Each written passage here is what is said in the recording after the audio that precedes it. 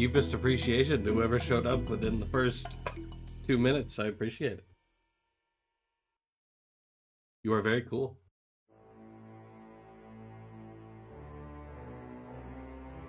Unless it's token, in which case I'm just disappointed.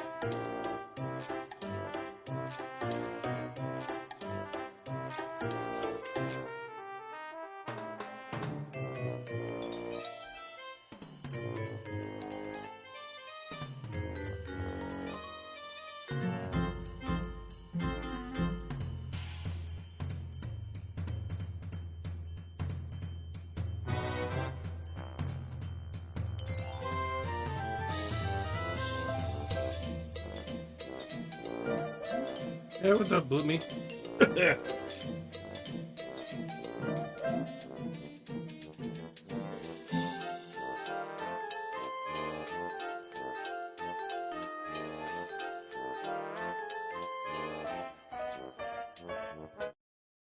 Welcome back, welcome back. How have you been?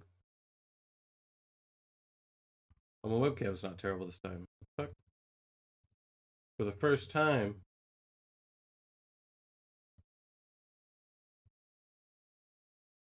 Everything stayed the same this time. Well, thank God. Motions. Oh, you're just going through the motions? So not great, but not terrible? Bro, why can I never just pick up the game I have open? I would really prefer if you made it easy on me, Streamlabs.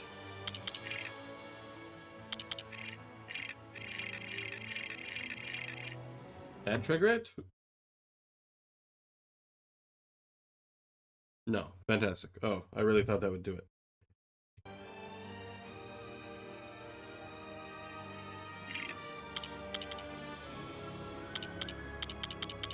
I wish I could make this not full screen. I think that'd be pretty hip.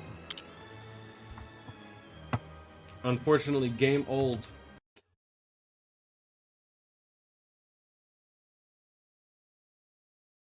My Twitch friends know by now that I go really up and down. I think that's true for everybody. You know what I mean? Like, I definitely get up and down. You know, I feel like everybody has that problem. Which makes sense. It's tough sometimes.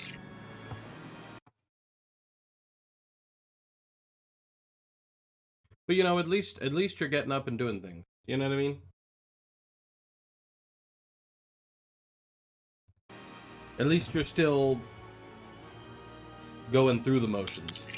That's better than some people manage. Heck, some days I can't get up and do the motions. You know what I mean?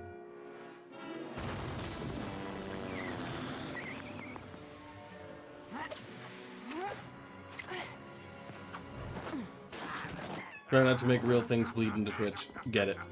I get that. To a degree, like, personally at least, I can't let real things bleed into Twitch, because obviously I'm, you know, in this position, and I'm not really supposed to air that out on here. It's not really appropriate. You know what I mean? But hey, if you want to tell me about shit that's happened to you and stuff, feel free. I don't mind.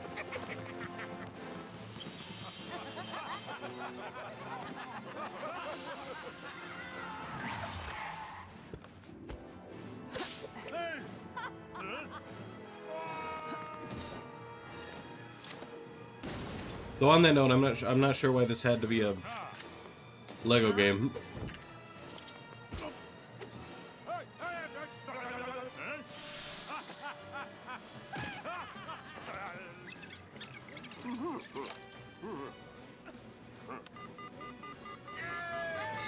Then again, they made Lego Harry Potter too, so, and that didn't make sense.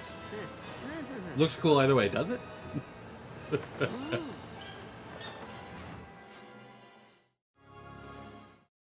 I don't know if I'm the biggest fan of how it looks.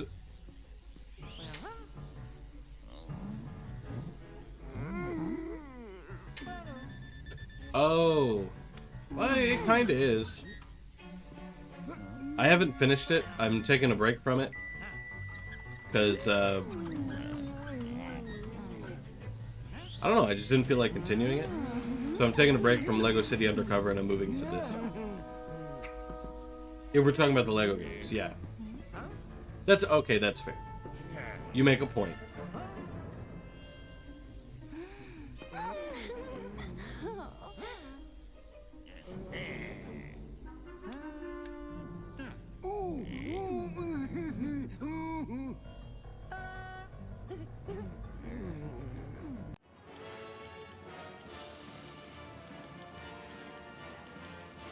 No, I already know Clayfish's backstory, thank you. I love that it gives you a quick backstory. But yeah, I know his backstory. But Lego City Undercover is kind of like family-friendly GTA. Kinda. Like, obviously it's not nearly as realistic because it's a Lego game.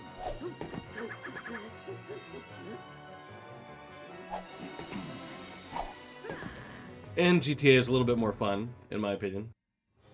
You can bank on Batman. Ah, dude, hilarious. Now, do I remember anything about this game? The answer is probably not.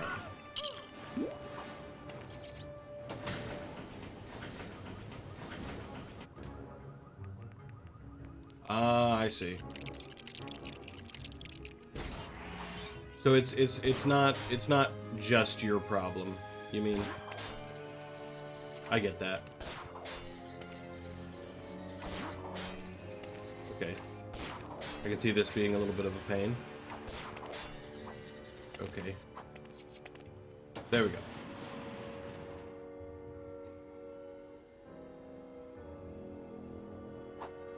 I get it.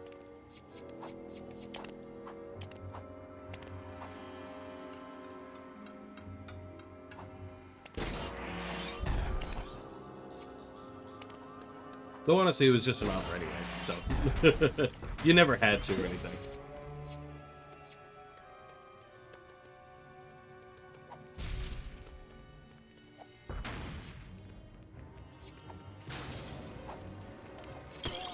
You've been saved, I guess.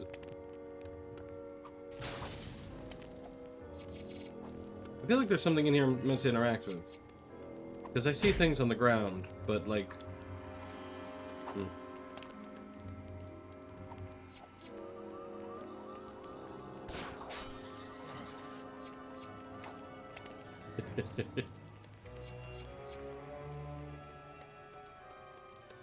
Someone's like, how do I react, that type of thing. I'm not sure I entirely get what you mean, but I think I follow to some extent. Why don't you glide? Well, Robin's stuck forever. Oh well.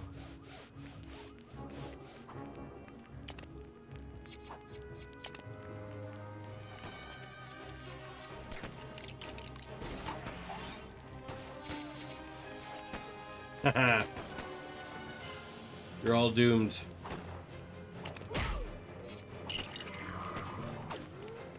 I'm now... I'm not sure what this is. Probably should have checked. Demolition suit. Okay. Bat bombs. Yes. Fantastic. Okay. That was a very high-pitched beep. There's, like, so little reason for the beeping to be that high-pitched. That hurts. I hate that. I'm not gonna enjoy this suit. I've already decided.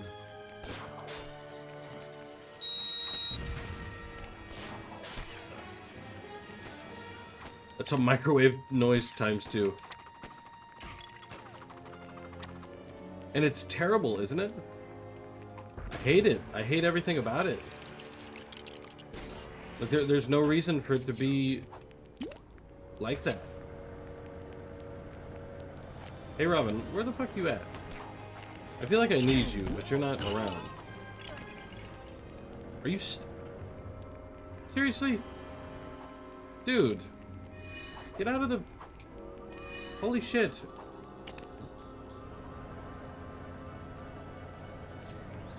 Actually sounds like a cat whistle.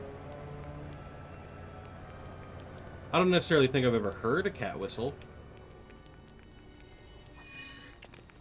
Which is probably not wrong. Now hang on, I'm too much of a Chad. Wait for it. Oh, never mind. I was wrong. I'm not enough of a Chad. Gonna put that there. Again, what? I hate that. I hate everything about it. Like, there's no reason for it to be, like, sound like that. Like, why?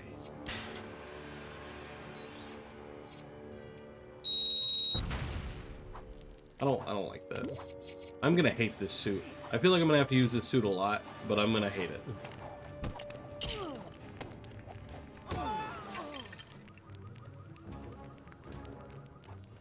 Your meal? Why does it need to be at that pitch? Your meal's ready. Oh god. Do you think they're gonna make that joke?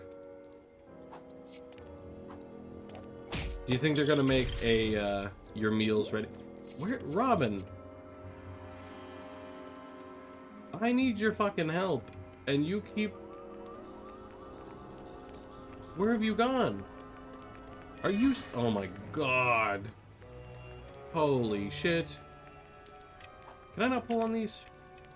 I can't pull on them as either? Alright, then never mind. I'm going back to Batman. Robin can stay there, fuck him.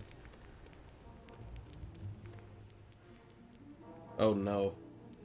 According to a gender role quiz, I have 39% masculinity and 44% femininity? Wait, I think I might have taken that quiz. Because me and a bunch of people were taking really silly quizzes. And I think one of them was the gender role quiz. It was a while ago, though. So I don't know what I got. For all I know, I might have intentionally answered in such a way that I knew would get me 100% masculine. Because I'm a Chad. Doubt. Aw. You don't trust Lego Batman to have funny jokes? I don't think I would either, to be fair.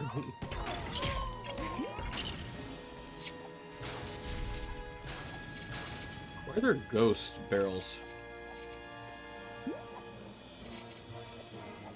They are literally ghost barrels.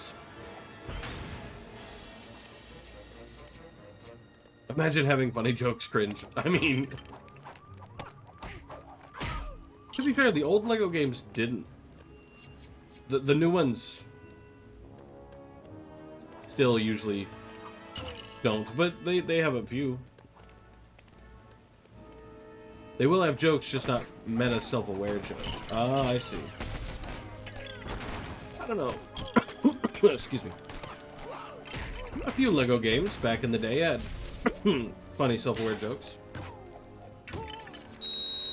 I don't remember if this is one of them, but because it's been a while. Hey, can you? Why would you put down a bomb? Why would you pick him up? Oh my god, I don't know what I'm doing. Leave me be. B is the...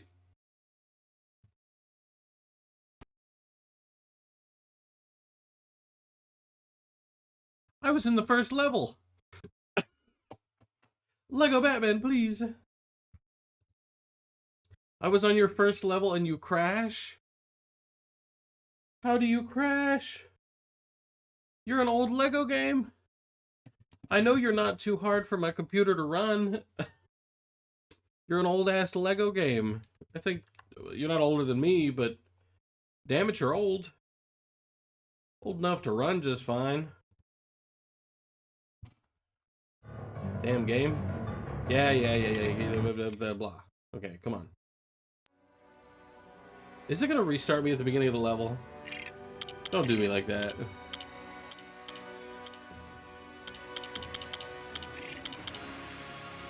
It is, isn't it? No data present. Oh, fantastic. Oh, fantastic.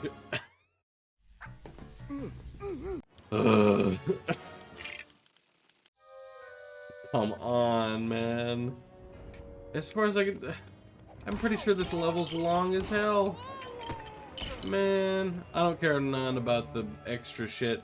So I'm committing and I'm going.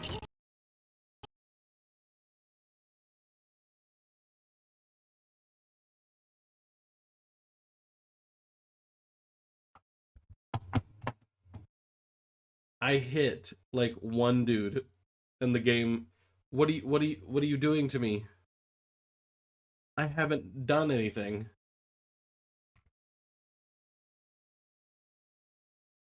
You're beating up the thugs too fast.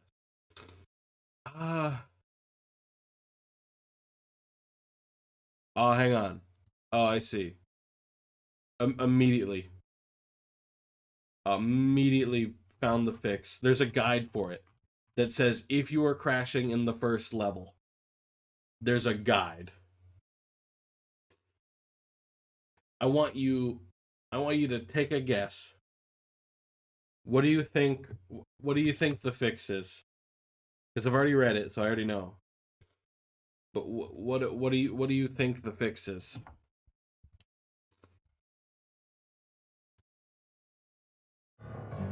Very easy fix. Because the issue is that it's a very bad port, apparently. Shocker. Run compatibility mode, no. Even easier than that. Watch this.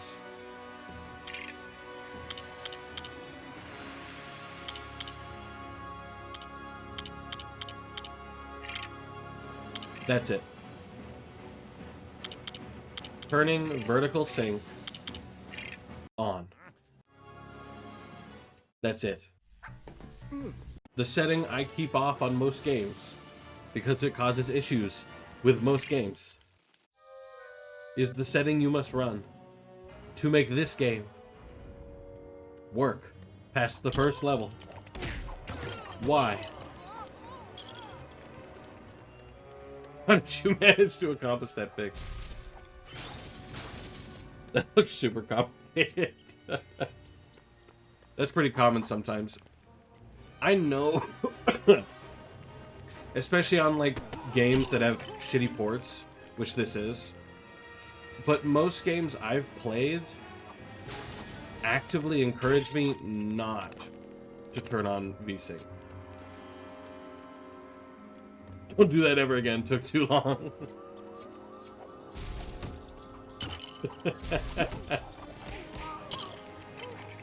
I mean, I'm shocked I had to do it in the first place. But, I mean, the good news is it was an easy fix. Apparently, Lego Batman was just, like, really poorly ported, according to the guide. Which I just skimmed the guide. It's not like I sat there and read, because it took like 20 minutes to say turn vertical sync off, or on. No. Batman, please. Batman. I need you to stay on the ladder. No. That's not... Why is he doing this? Robin, can you climb a ladder, or are you stuck doing the same thing? Okay. I don't know if you can see this. Whenever I climb the ladder, I'm going to do it real slow. If I can. He goes right. Why? I need you to climb the ladder. Batman, please. Okay. I was able to jump up it because I'm a Chad, but like, what the fuck? Damn it, man. Being robbed.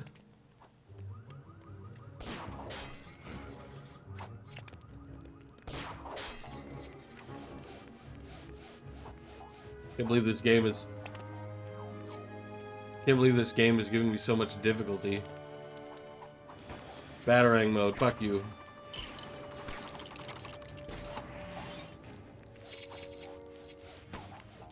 Why does Robin do that and I have to do that? Give me the suit. Stupid ass demolition suit. Now I get to sound like a fucking ready meal. Would you just die? Bomb. Bomb. Destroy this.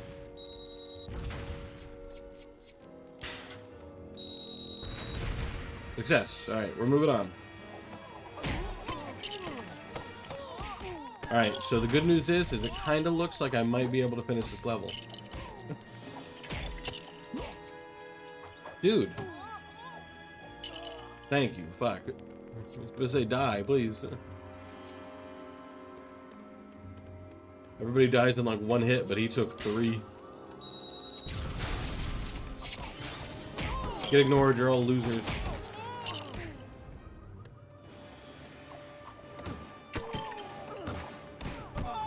Gotta restart your PC real quick, oh god. I gotta be honest, I kind of thought that was my issue.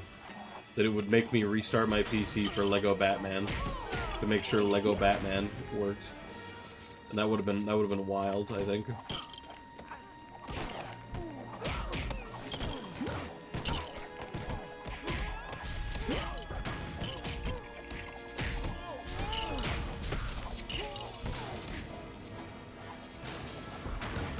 Ah, good old kit you need to install every time you install a new game. My personal favorite. But yeah, at least it's not like something that's actually a problem. Embrace your inner whatever this suit does.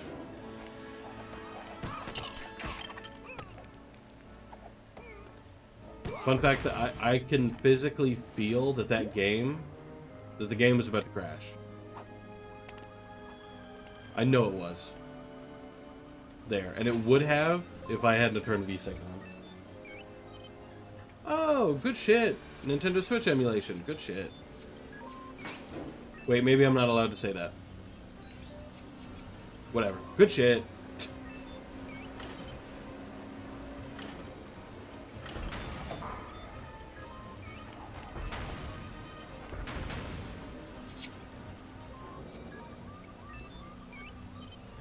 Right, that's it. Report you to the Nintendo police. Listen, there are some people who would, alright?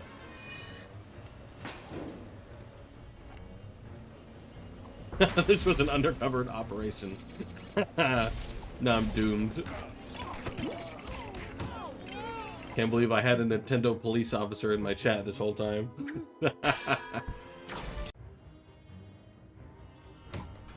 His punch was weirdly cut out. Get him, boys. If only, dude.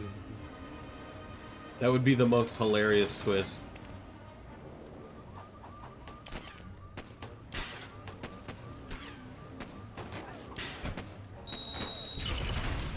What? Only one of them went off? Come on. Oh my god. I'm a Chad.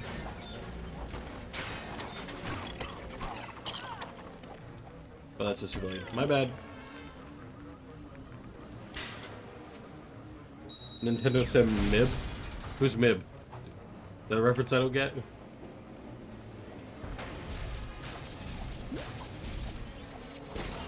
No, to be fair, I would not be surprised if there was Nintendo, like, if there was a Nintendo secret police or some shit who occasionally went into,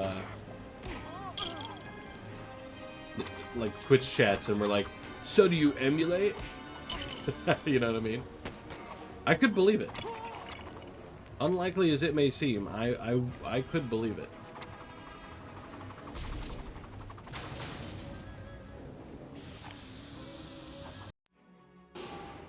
That was an interesting way to defeat a man made of clay. Men in Black. Oh, I see.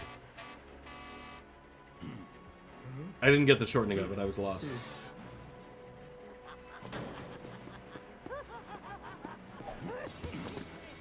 I thought the point of Clayface was you're supposed to turn into the key. Why do you need Clayface if you already have the key?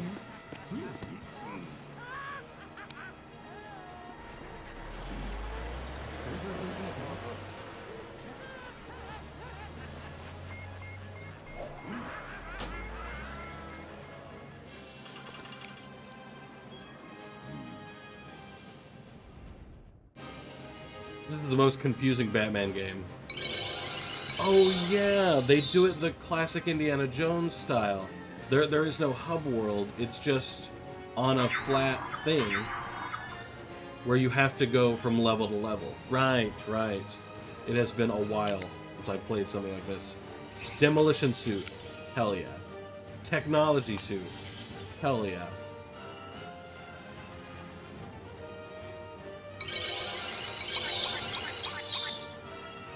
I got about 50%, that's not bad.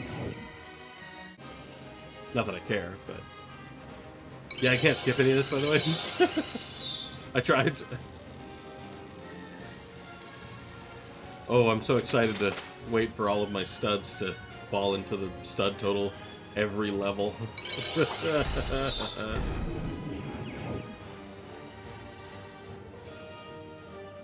Continues. Oh, no, there is a hub world, because there's the Batcave. Anyway. You get my point. Now I have a save.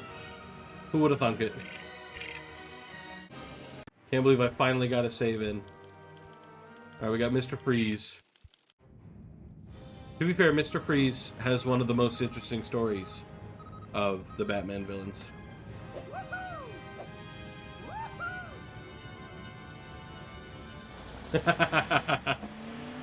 I chew him an avid enjoyer of the Nintendo TM product.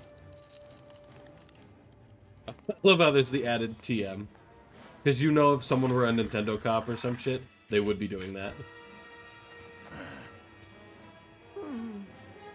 Does anyone know of the Mario and Luigi TM gaming? Have they played the Mario Odyssey TM, but it looked like they were gaming too hard? It was probably on an emulator. Help us by reporting them. If you don't, you are an accomplice, and we will call the Nintendo police. TM. What the fuck?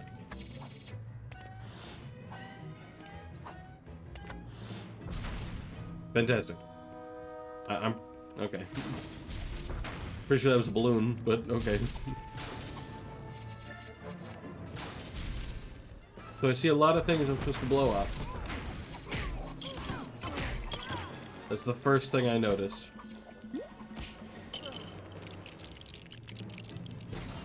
Okay, well I definitely can't jump that high.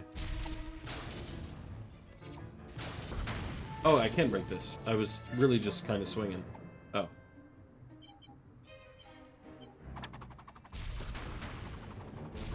Gaming. Can't believe it gave me the answer. What the fuck? What do you think, I'm a child? This is Lego Batman the video game, okay? This is way too sophisticated for children, dude. Why are you letting children play this game? Just saying. It's a very sophisticated game.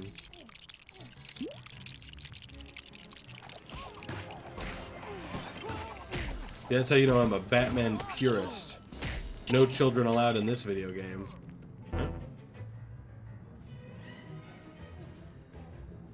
Well, what do I need to be? You could be a little bit more specific then.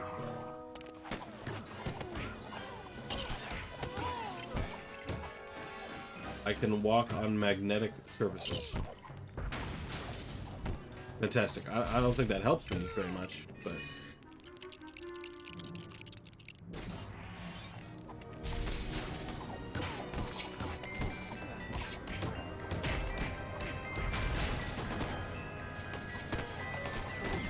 I don't know why this vehicle exists.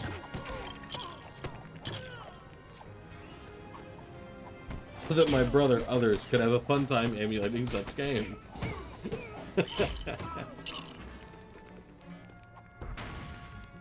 That really does sound like how they talk, though. Or how they would talk. I'm not implying they actually exist, because... Well, I would kind of hope they don't, if I'm honest. I mean, hell, they might, but... I would prefer the universe where they didn't, if I can be honest. Imagine you're Robin. And you just want to live life. And Batman gives you this fucking thing. Like, what are you supposed to do about that? Batman, you were supposed to do that. For some reason, you can't kill a fucker.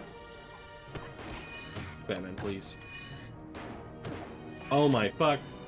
Would you fucking die? Holy shit. There we fucking go. Damn. Trying my damn patience. Why did that only work now? I'm okay. Never mind. Damn. Come on, Robin in a stupid looking suit.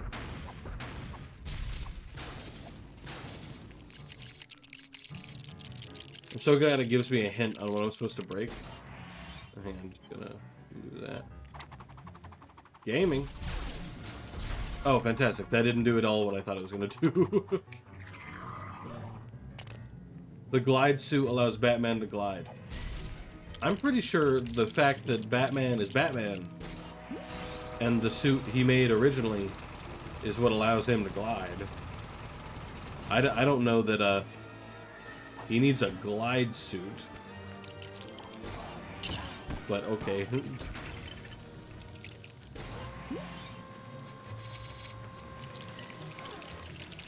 I respect that the game is the lore is being rewritten. So happy we're getting a different look at Batman's tragic origin story.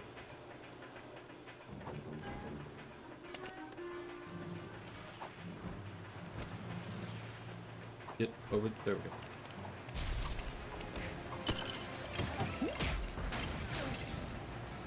Robin, with your big ass feet.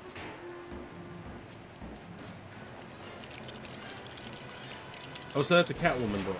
Oh, I see. So you need whoever the character you're looking to enter is. So on a door with hearts, I need Catwoman, and on a door with a question mark, I need the Riddler.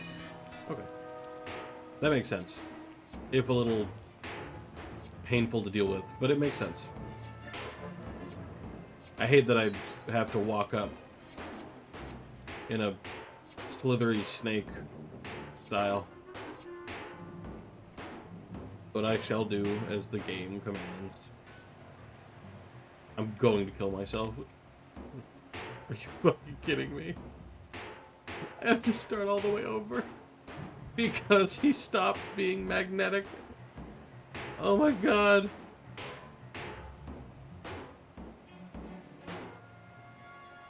Alright, gaming. Oh my god.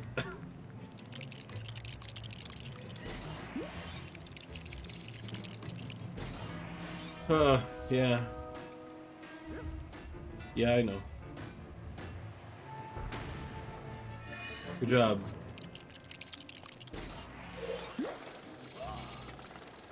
Mario did the magnetic surface better. Yeah, I fell. I thought it was a bridge. Instead, it was a fucking moving platform. I was hard psyched. Nintendo DS emulators for a radical and totally tubular LAN party. Do you think people still do LAN parties?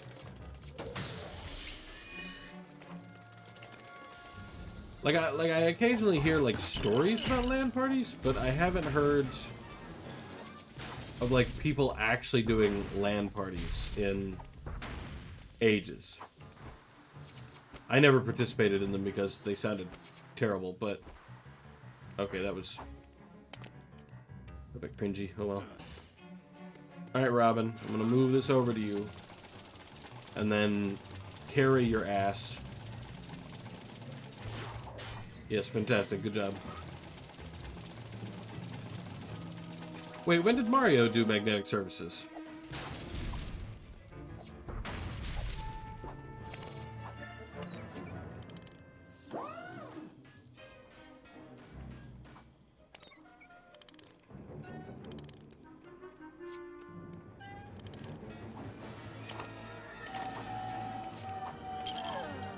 Haha, Robin, you loser.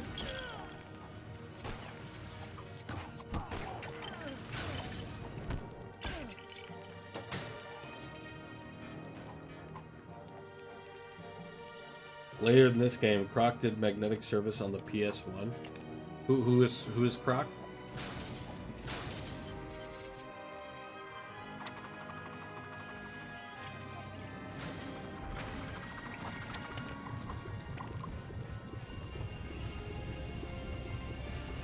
Oh, I see. I'm supposed to freeze the ice cream into solid surfaces.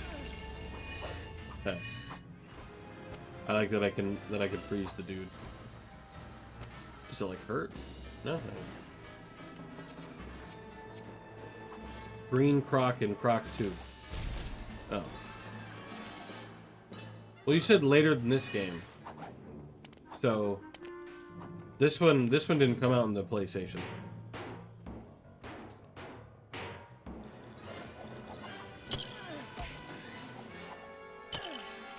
It was on the PSP, as far as I'm aware.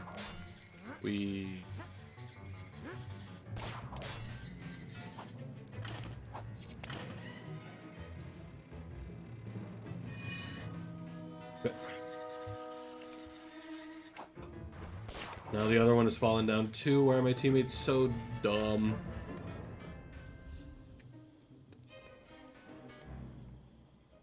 Down here. Can I make that? Oh, I can. I'm a gamer.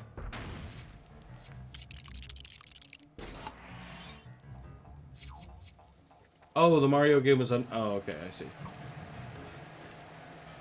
I see what you're saying. That makes a good bit more sense. Okay, so there was nothing back here that I can do with my current suits, so I just wasted my time.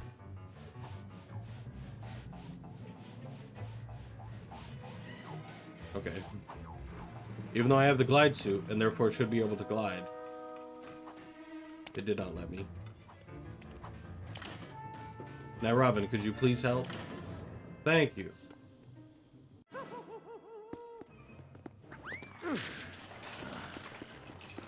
How did he fall down? He had big-ass metal plates on his feet.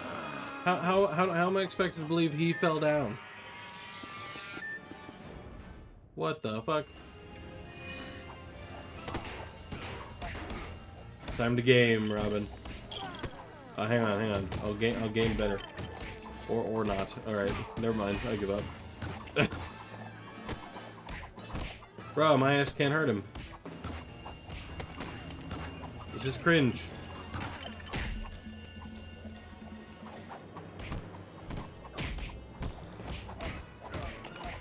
Okay, so I'm supposed to wait until I guess he's tired, quote unquote. Okay, maybe not. He's gonna do that. Good job, Robin.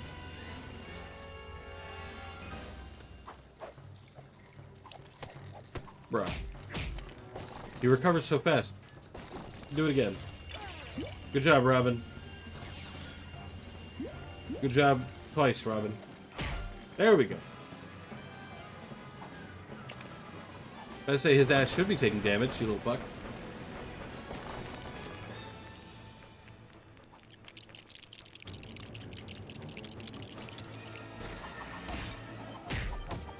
Yeah.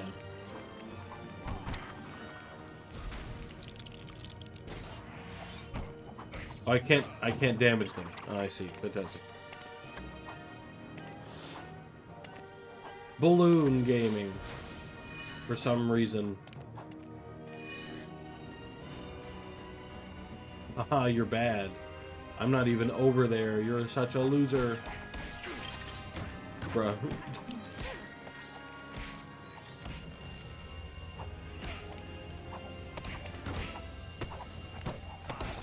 Yes. Gaming. Get away from me. Good job, Robin. You actually did damage. Kinda. I'm going to kill myself. I hate how long it does to do anything. Yeah, freeze Robin.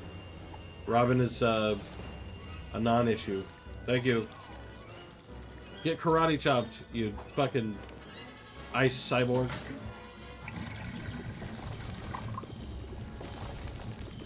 Oh yeah, now we're gaming.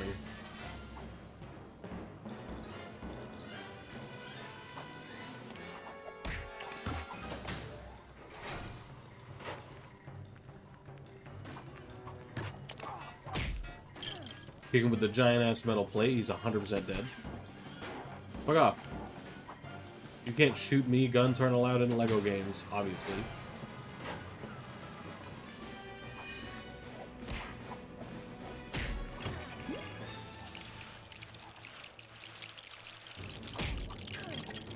Now I just build both. I assume I meant to build both. I'm gonna build both.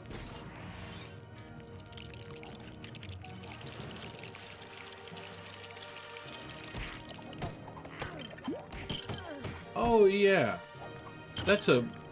I don't know why. Thinking about Croc 2 made me think of remasters of video games, but I really wanted a remaster or remake or whatever of Conker's Bad Fur Day, and I'm very disappointed that it never happened. What the hell, man? That was such a gamer game. Now, granted, a bunch of people are too sissy baby for it to come out now. They would think it's offensive or some shit, but still fun. Kinda. Platforming could use some work, but that's why it's getting a remake and a remaster.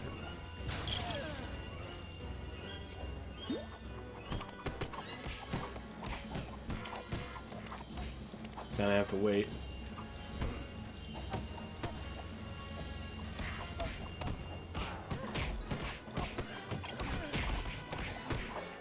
Can't believe because Robin hit Mr. Freeze, the damage didn't count. I'm so upset.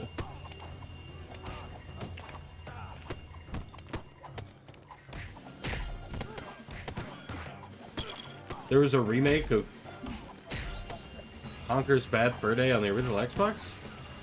I don't think that's possible. Because it came out on the PS2 era, I think. The Rare Collection has it, I think. Well, the remaster was never actually finished.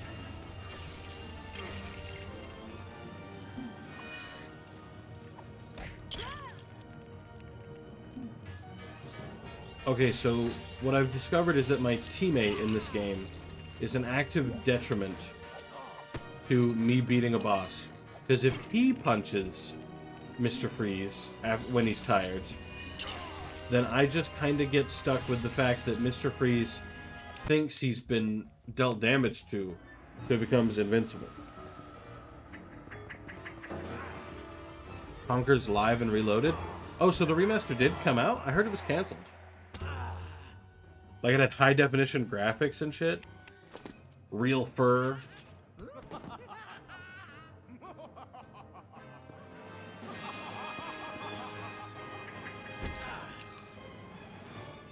They're taking a very Adam West approach to this Batman.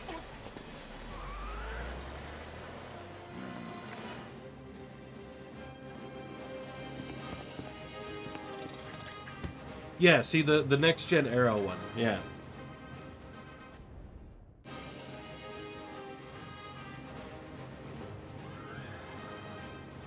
Worst part is I used to have an original Xbox.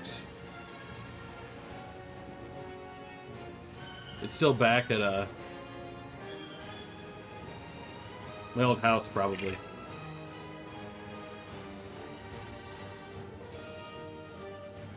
I didn't know Rare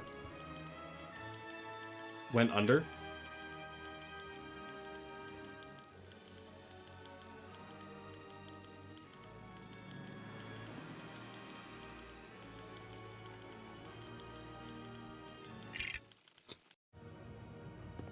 Suppose I should have known. I thought they made a lot of money, though. That just surprises me. I didn't know they went under.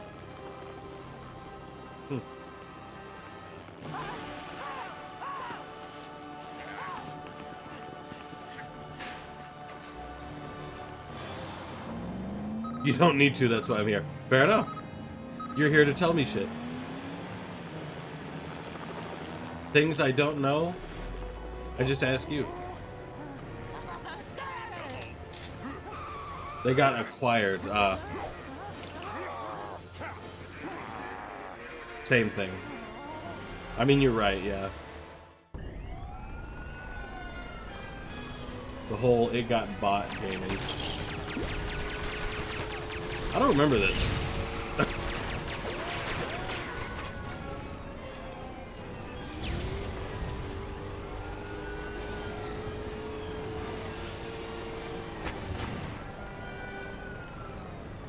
don't remember this at all. Now, it has been a while since I played, and I did vaguely remember the first level, but I do not remember this.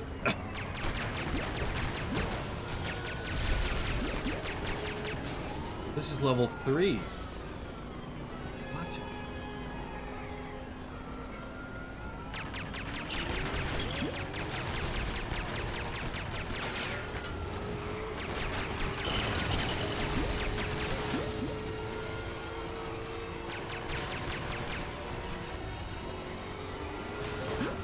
Where am I meant to take it?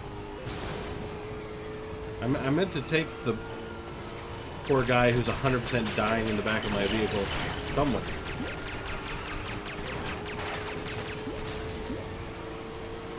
I'll figure it out.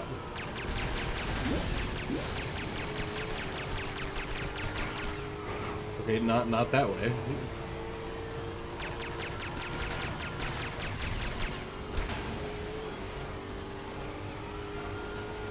The camera could be a little better.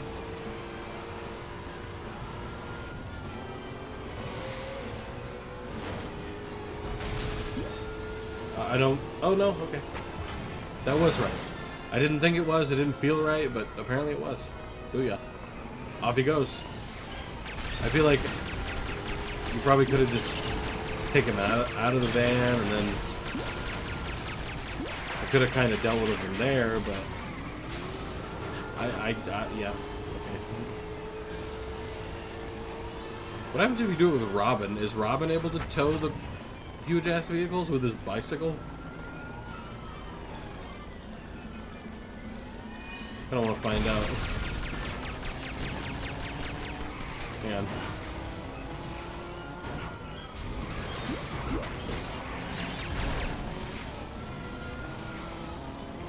Wheelies.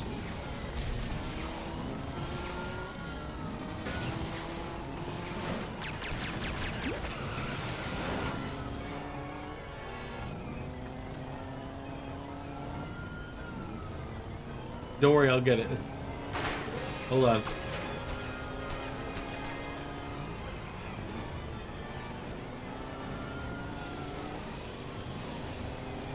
I don't know this game like at all. Oh, you've never seen it?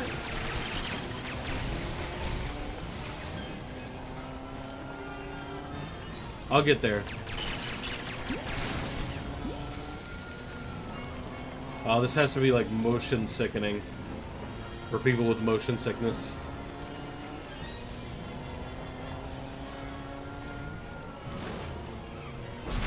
Someone I'm watching is playing Conkers.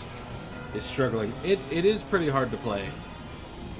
Like, I won't even lie to you. It's not easy. Like, for me, it was quite difficult. I wouldn't mind it being played by you at all. I would, but I already played it back in the day. Plus, I don't think I have the emulator that played it. Not that I remember what it was on in the first place, but...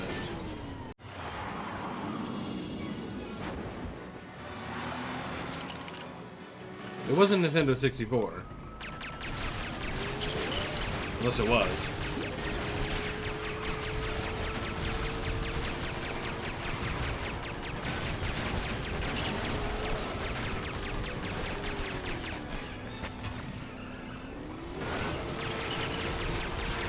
I meant to tow his car into...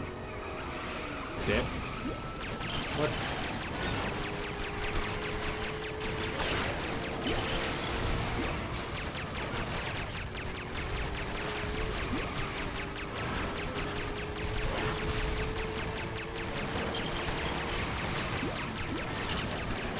But I do always appreciate requests, so I do appreciate that you at least made one. That's more than a lot of people do.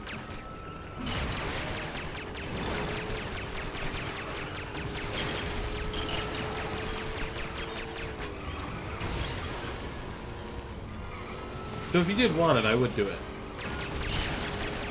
But if you don't care, then probably not. Get in the... Oh my god. I couldn't get him in the thing.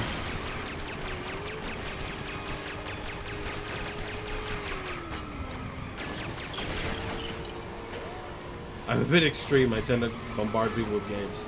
Again, that's more than some people do.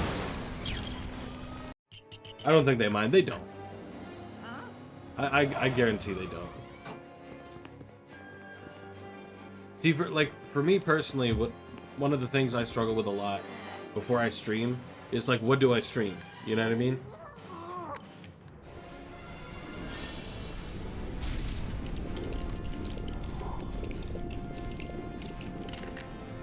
I don't mind is a better wording.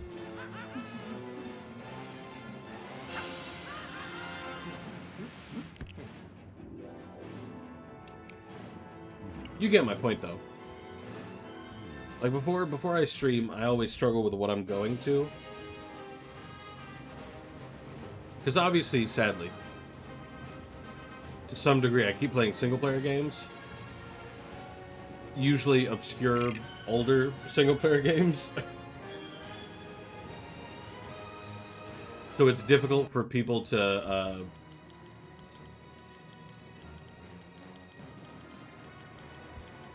difficult to get exposure, let's word it that way.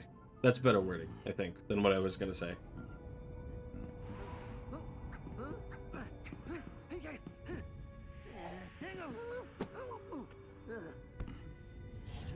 Play a Skyrim playthrough, 500 mods. Okay, I actually have Skyrim installed. And I do tend to play it with 10,000 mods. But right now, I think primarily it's like shitty, silly mods that aren't actually helpful. Because I'm a big quest mod guy. So like on the Nexus right now, there's things like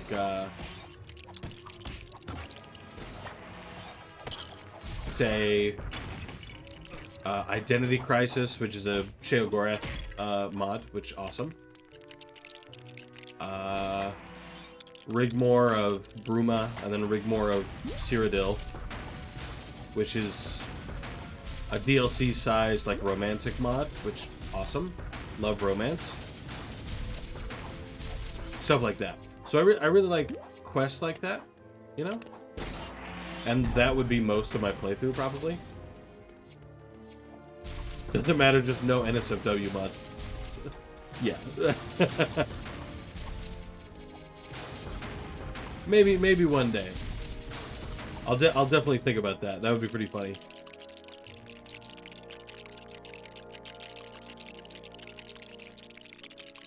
Granted, I would have the game on like very easy probably because I don't know that anybody plays. Get in the. I don't think anybody plays. Other than I immediately just dropped it into the water. I don't think anybody plays Skyrim for its difficulty. Because it's just, I've never been a difficulty person anyway, but you know what I mean.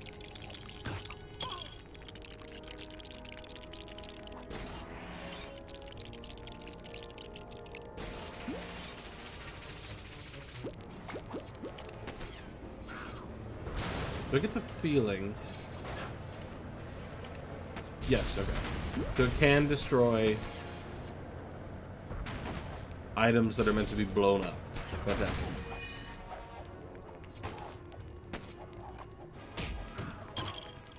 Put on the mod that makes you more mortal and put it on hard. Well, that's not even the hardest difficulty anymore. Now there's Master and all that good stuff. The Sonic suit allows him to break glass. Oh, okay. It's actually not a terrible suit, if a little ugly. I'm not sure why it's blue.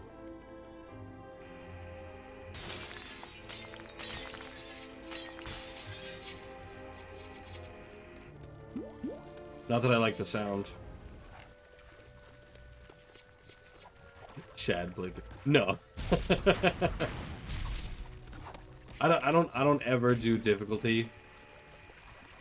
I'm just not a big difficulty person, which I've said that before, I think. I just don't do it. From Dark Souls games, you know. That's not my gaming niche, as it were.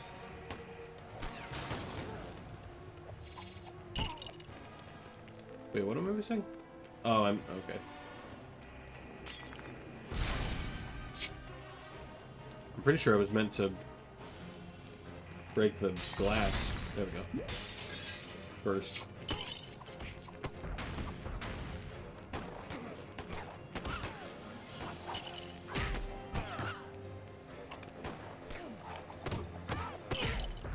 Oh god. I can only imagine playing Skyrim on any difficulty even astounding hard. This sounds terrible. I say, you gotta keep in mind, when I play Skyrim with God mode enabled, typically.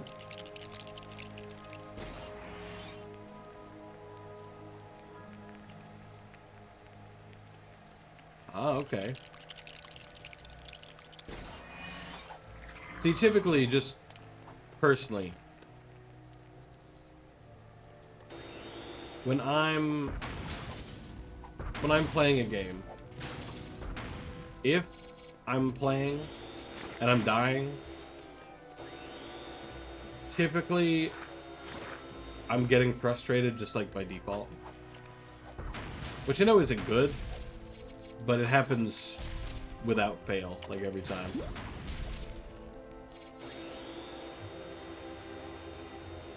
Come on. Like, dying just isn't fun for me, if you know what I mean. If it challenges me a little bit and I almost die, but I survive anyway, because haha, I'm a Chad, then yeah, that's fine. But if I die like more than twice, typically at that point I'm like, all right, so how do I cheat to get past this?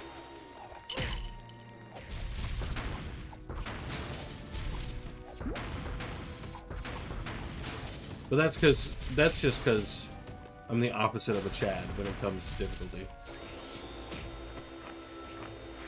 It's not what I'm there for, you know. I'm there to have fun and relax, you know what I mean? And for me, dying a lot does the exact opposite. I don't have fun with that. Though respect to the people who do. You know, that's why Elden Ring is so popular. People are insane.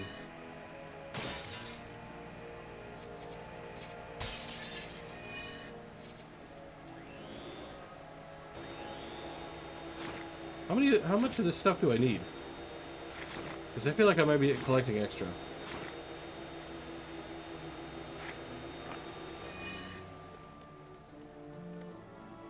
Yeah, 25. All right, I have 40. So I think I'm good.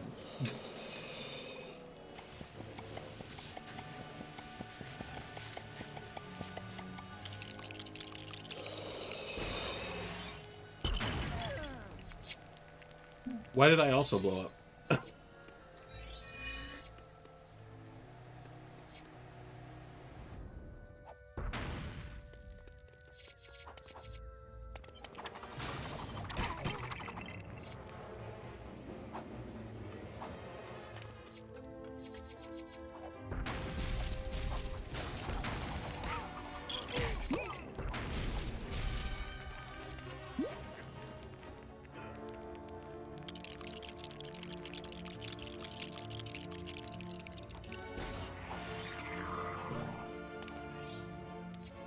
The heat protection suit.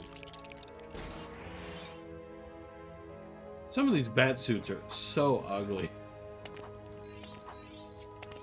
I don't know if that's just me, you know?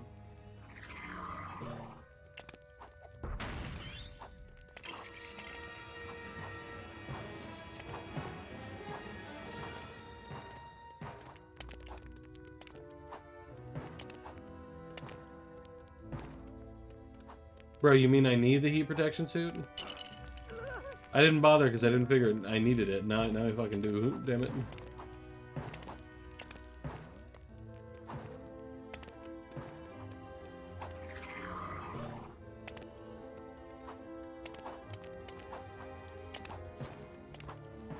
Yo, Chad.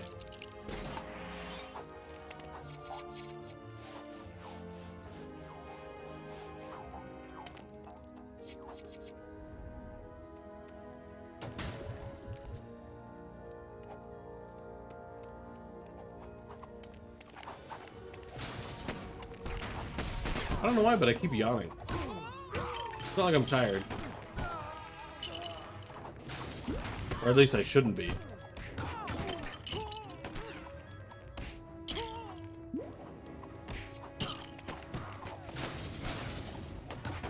I see, we're gonna have some infinite spawning then. I love that. As always, my favorite facet of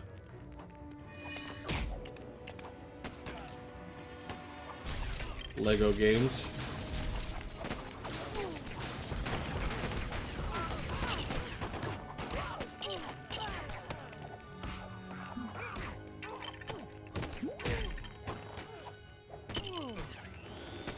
Admittedly, what mod do you use?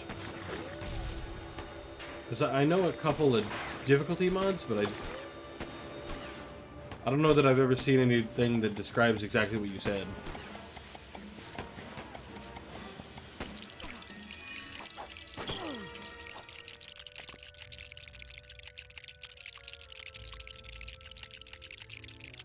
I'm not sure I get it. Oh, okay.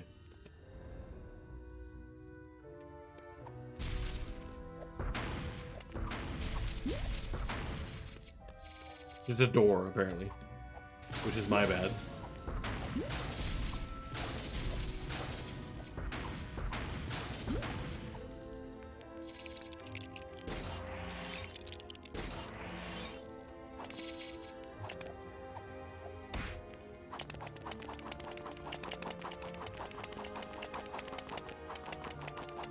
I'm so sad. Yeah, you're doomed, Batman. Now you can never leave.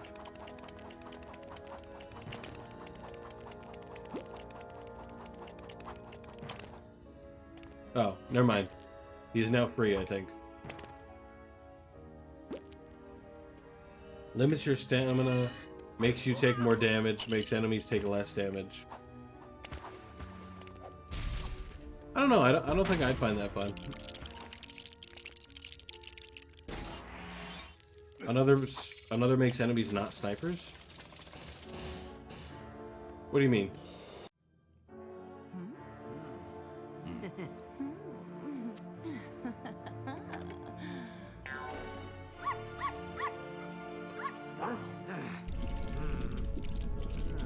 Wait, don't I fight Robin in this level? I guess not, based on the fact that I'm fighting a Venus flytrap that 100% is digesting poison ivy. Oh, they can miss. Oh. I see. That's interesting.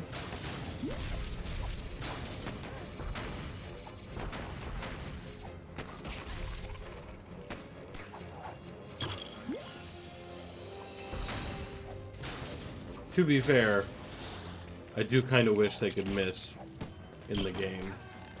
I actually think they can miss, they just don't usually miss. If that makes sense. Like, I think if you're a gamer, like a hashtag 1 true gamer, alright? Then I think you can dodge. Just not usually. Oh, we're about to go down, Poison Ivy, let's go. Or maybe not.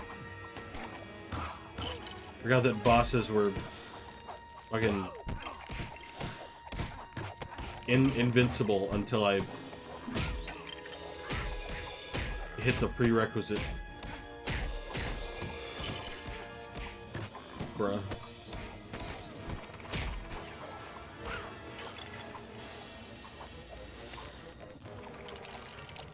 Bomb time, fuck you. Yeah, how's that? You suck. Now get beaten up, loser. Batman believes in equal rights.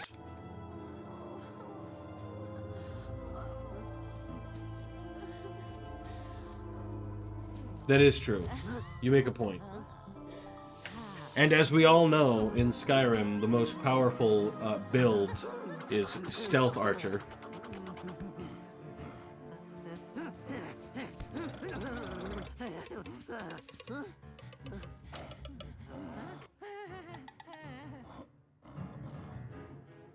Why is the Riddler everywhere?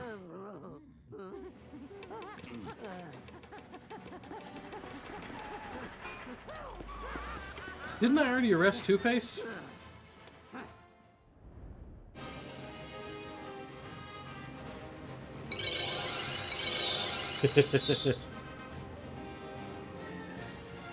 To be fair, in the original game, magic is like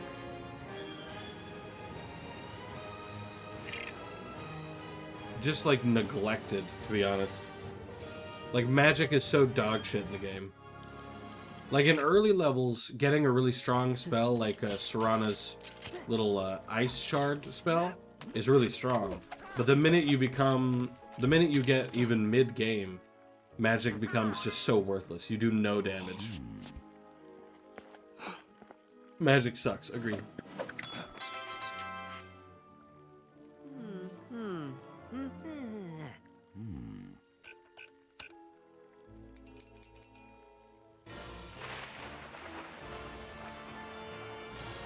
How would you not guess it was Arkham? Arkham is always the answer. It doesn't scale, exactly.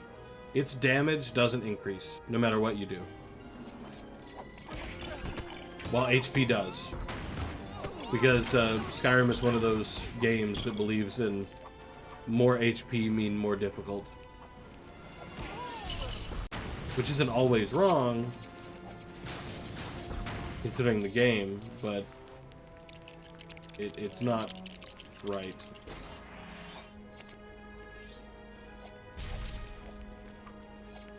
Same with Fallout 4, you can mod that out. True. I mean, I don't think most people bother, but you can. Robin, you're supposed to pull the other lever. Thank you so much. Robin, you fucking suck.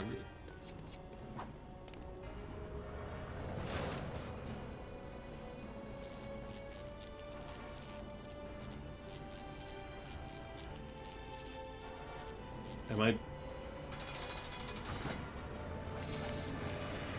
Why would a bank truck get you access to a prison? I'm just not sure I get it. Obviously, I'm not as sophisticated as whoever made Lego Batman. I'm not sure I get that.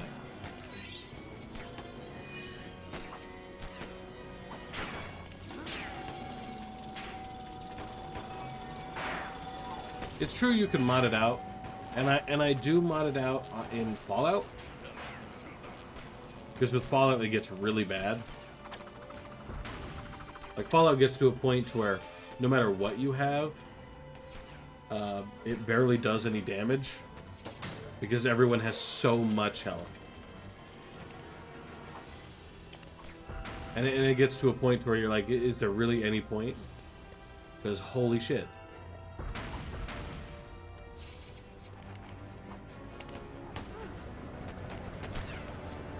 You fight that one fucking super mutant or whatever that has all the health you could fucking legally fit in the game, you know?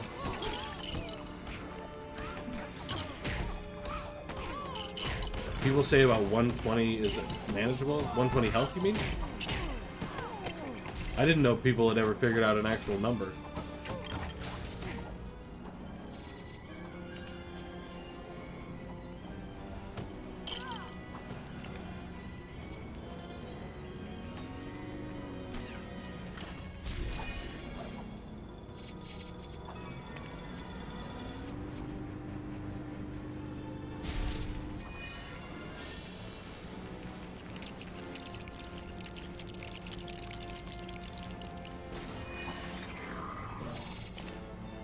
Oh wait, this is not the suit I thought it'd be.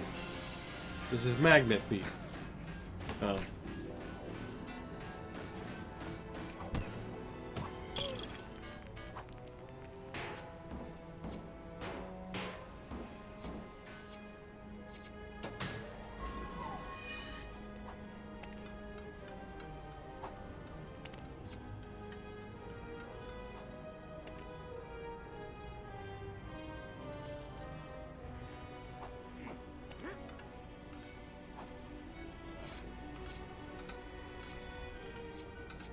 I don't know. I feel like the magic system in Skyrim could have been really fixed by just scaling its damage to you know, do damage. You know what I mean?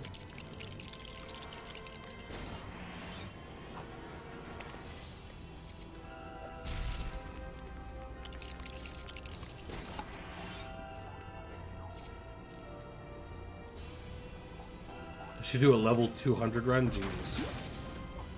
Typically what I do, to be honest, is I just kind of get everything to level 100 as best I can, and then go reset everything at Mirax whatchamacallit, because I want more perks, and then keep doing that until I can get every perk. I say perk, but you know, I think you know what I mean. So I didn't capture Two-Face? Two-Face? I just took his truck?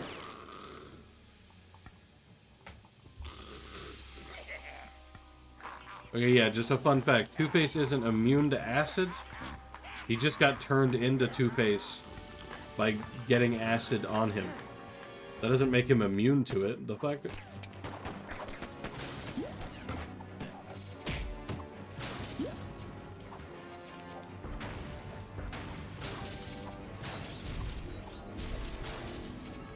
You know what? Just do a maximum level run. That's what you need to do.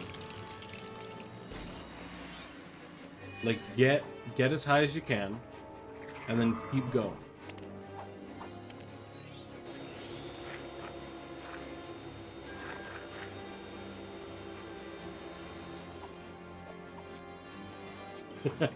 Well, that just means you're a Chad, okay?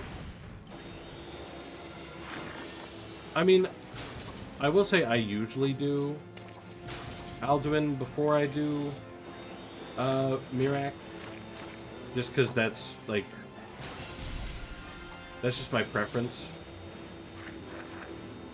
Partially because I like that Mirac mentions it. Oh, I could have handled him myself, but you know. If you've ever seen that dialogue, I always just thought it was funny. Oh, I could have handled him myself, but, you know, different things to do. I always think that's funny as fuck.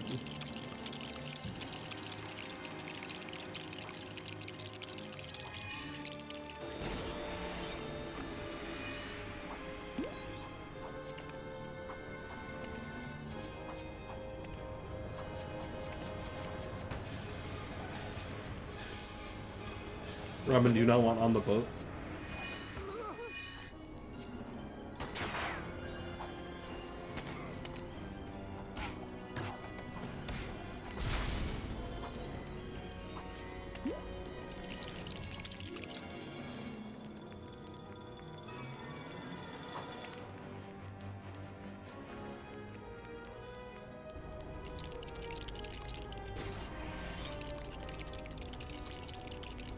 Oh, wait. I wonder if I can... No, I don't think I can.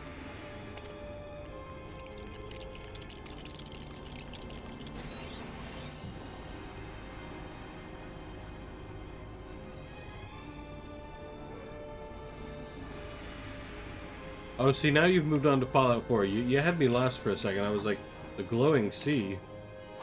I don't think that one's on... I don't think that's in Skyrim.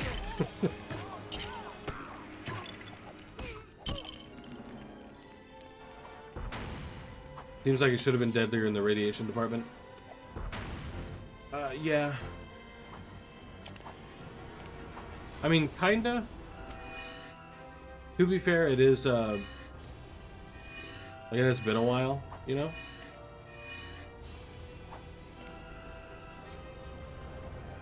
So to an extent, you would think... Robin, please. Get in the boat. Thank you, fuck.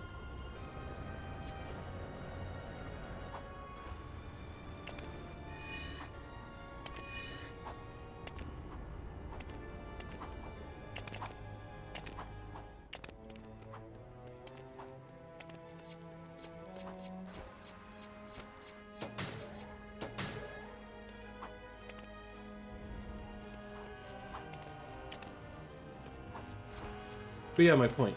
The glowing sea has been around for a while, you know what I mean? So to an extent, I get the radiation probably isn't, or not isn't, but shouldn't be that bad.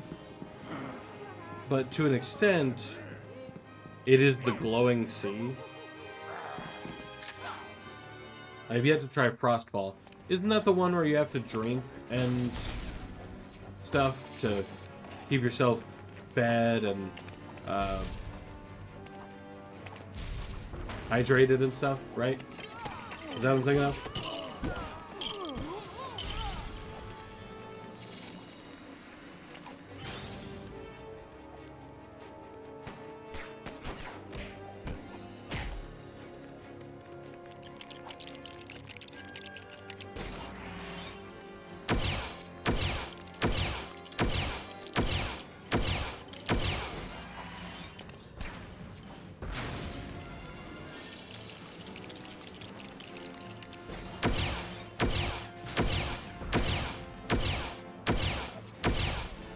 Why is the Riddler suddenly shooting at me? Why is the Riddler everywhere?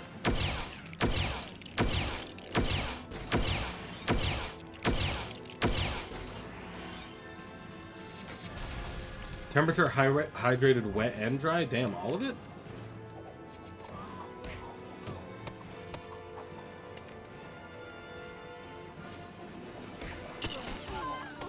I don't know, that just seems like a lot to manage. And typically when the game's like, now you have 75 years of things to manage, ha ha ha ha ha, I'm like, okay, thanks, I'm good. Peace out. And then I cheat.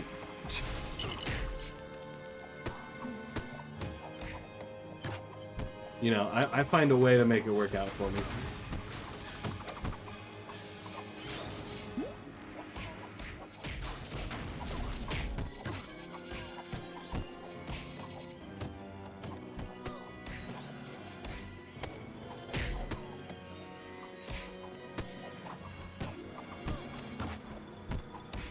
Like in most resource management games, I typically figure out a way to cheat. You know what I mean?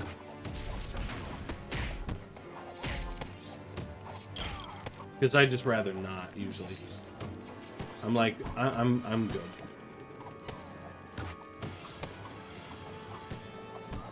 Riddler, will you fuck off? Leave me alone, dude.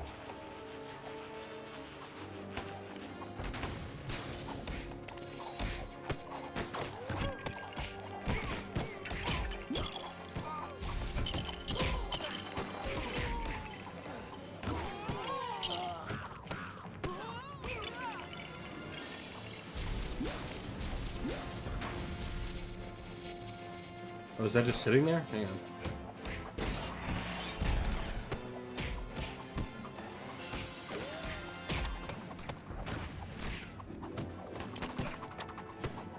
Wait, no, that's really not how I do it? Oh. Because I doubt I'm going to be able to beat him up. Forgot food, lame. Gonna be hungry in game forever now. Well, see, that's what I do. I just avoid from allowing myself to get hungry. You know, that's what the true gamers do.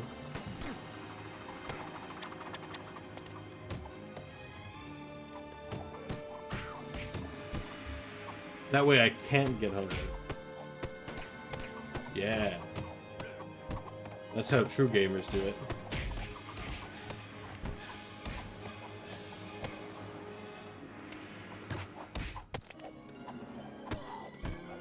This is not a very exciting boss battle.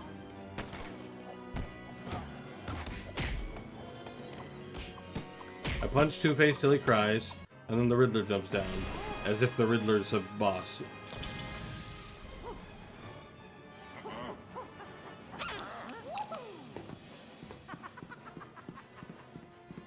Plus, I prefer to let my Skyrim character starve forever.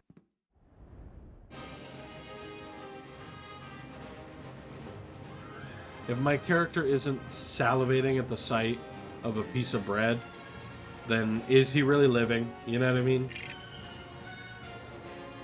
Wait, finished story. Hold up. I didn't even put away the Joker. What? That was fast.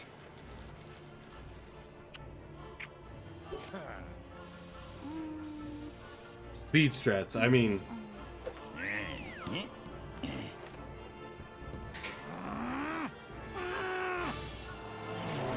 Kinda, yeah.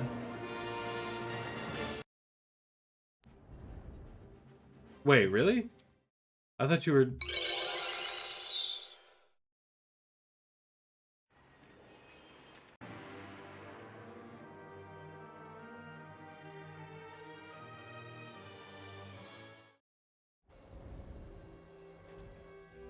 Okay, see, I thought I was being joshed.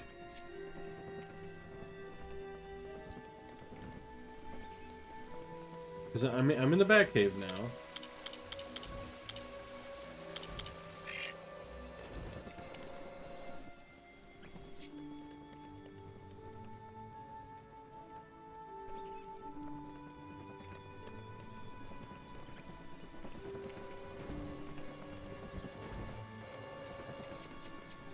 Well, in that case, what's this?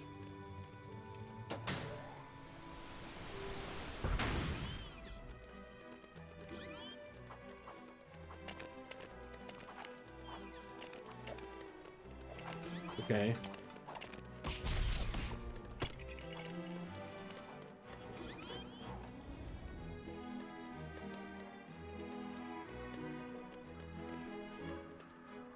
Villain mission room. Episode 1. Oh. So there's a villain story. Cool.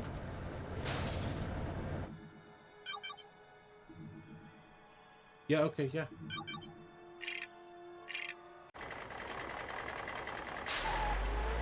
Granted, again, I'm using mods so the survival is bearable.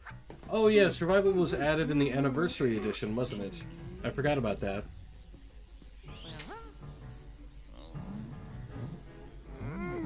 We've already seen this cutscene, so I'm just gonna skip it.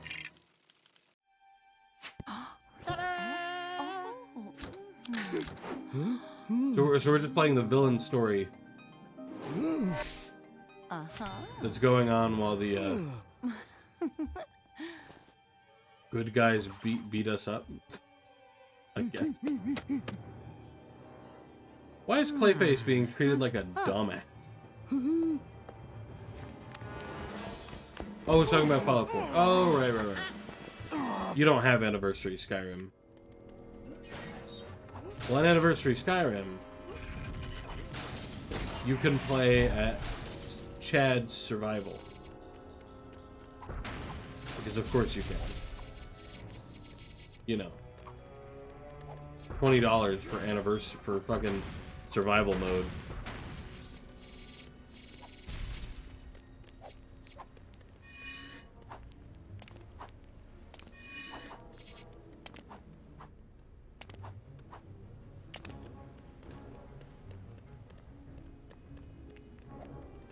He always gets treated that way? I mean, it's not like he's terribly smart. You know what I mean? Like, to an extent, I get it. But I don't know, in the comics and stuff, he's not in the comics. In the TV shows and the movies, though Clayface has not appeared in a movie, I don't think. But at least in the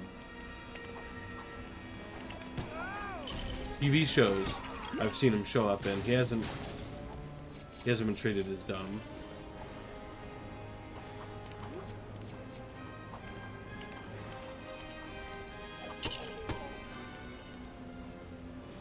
Yeah, they did.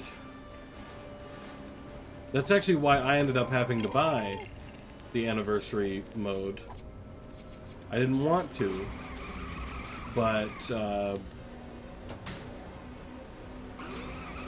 I knew I needed to in order to mod. Because whether or not you buy the anniversary edition, it updates your game to the anniversary edition. You don't get any of the stuff, but it does update it to that point. And then it's like, haha, fuck you. I'll stay with Legacy for now. Oh, so you don't even have the special edition?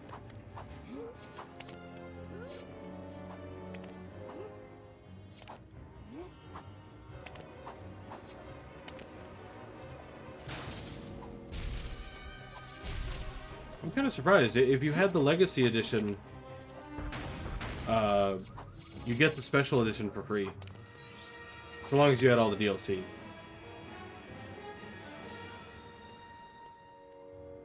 I'll have to tweak it a bit for it to run. Oh, I see. Well, luckily, most of your, most of the Legacy Edition mods should work just fine.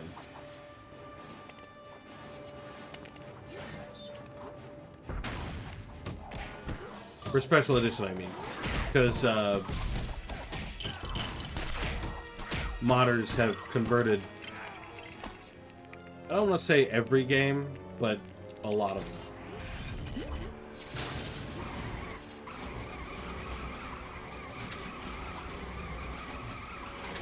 Which I think is really cool.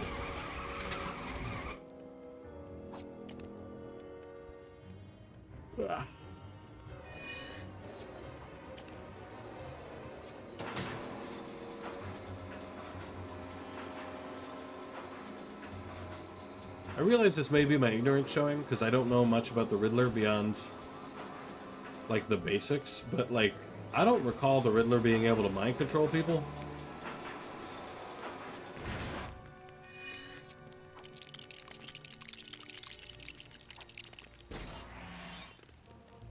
Yeah.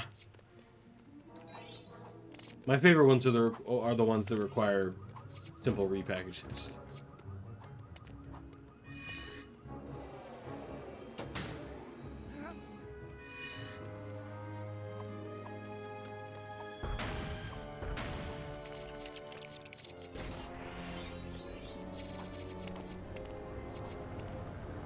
Most of them, though, luckily do not require much.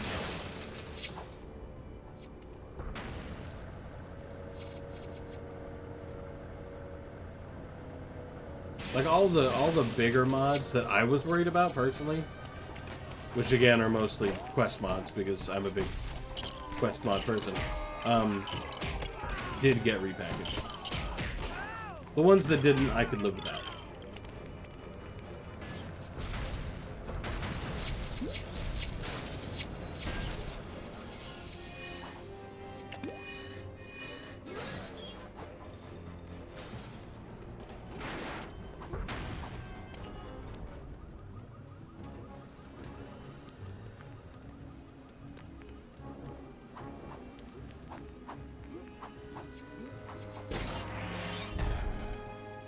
Heck, I'm just happy that any of them at all got pushed over.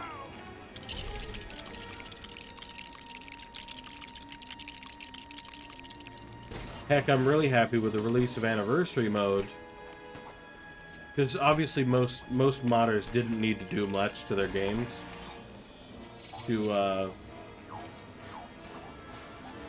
get it to work for Anniversary Mode, mostly on account of the fact that Anniversary Mode is like the same fucking game as Special Edition, just with the Creation Club, I think it's called, content in there. Which I think is dumb, but, you know.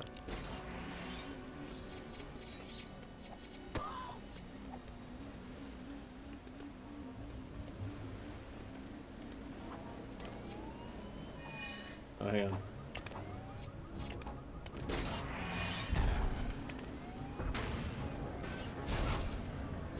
Ah, there we go. That's what I was supposed to run over.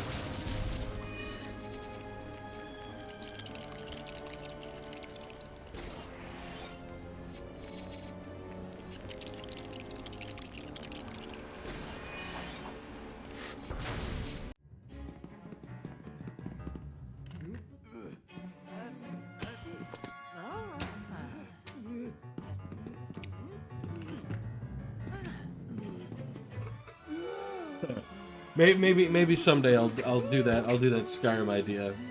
Mod the hell out of it. Whenever I do full quest mods and stuff, I think last time I modded Skyrim. Now I remember. I had 716 mods. This time, most recently, with just the silly mods, I think I have something like 200.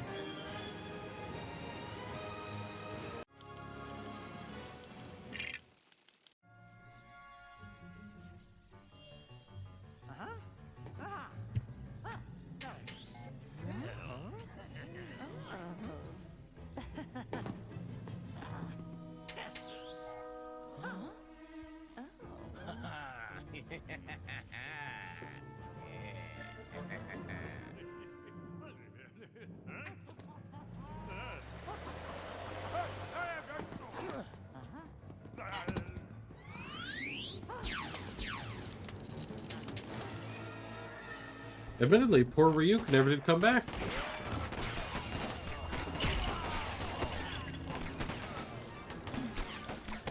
Wonder Ryuk is having issues with his emulation.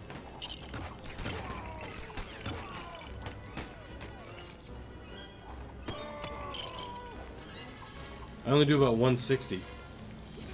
That's not much.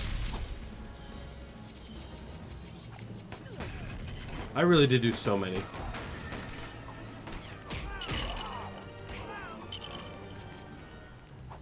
It was yeah. It was over 700 the first time. It was mostly graphic mods and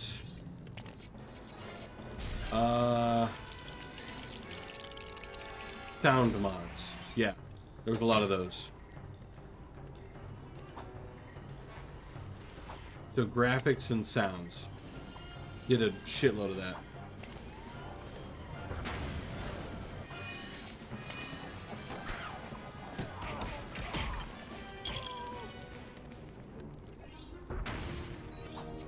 I was one of those need to make it look as good as possible.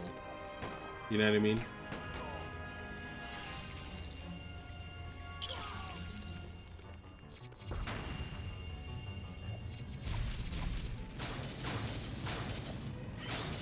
I can't find mods I want. Really?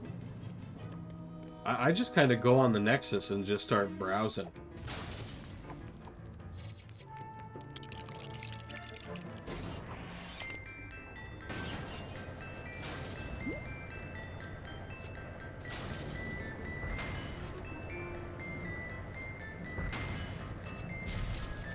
Like, I pretty much always find at least a mod or two just from looking around.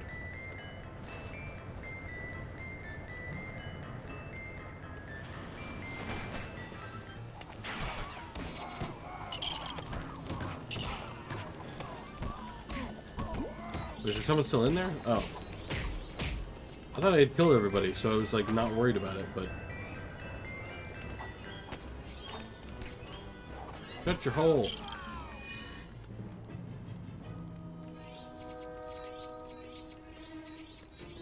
Oh, these are just all for extra stuff? I was looking for shit to do.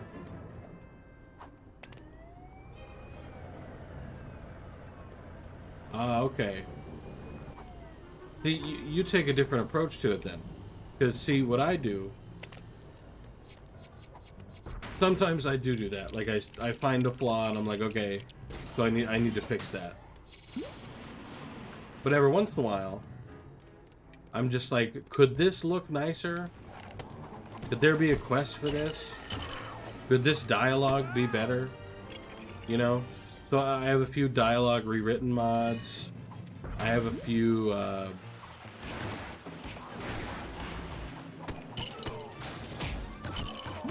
I have a whole bunch of different kinds of mods. I was gonna keep going on the list, but I didn't really see a point. The general, it's a Bethesda game flaws. Yeah. Well, see, there are definitely mods to fix those. Those are really easy to find. Like, nowadays, there's the unofficial patch, which is just your fix-all now.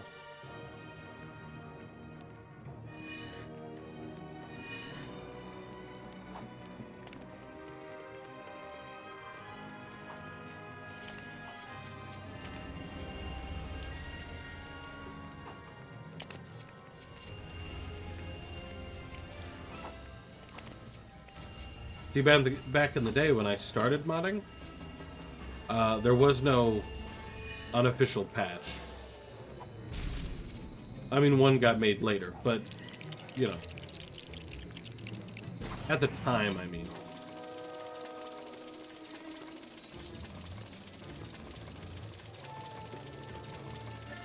So it was, oh,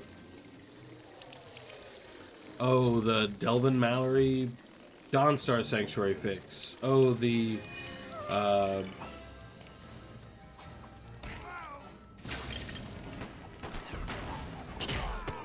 Esbern won't fucking leave his room fix. You know what I mean? The Esbern one was quite annoying, by the way.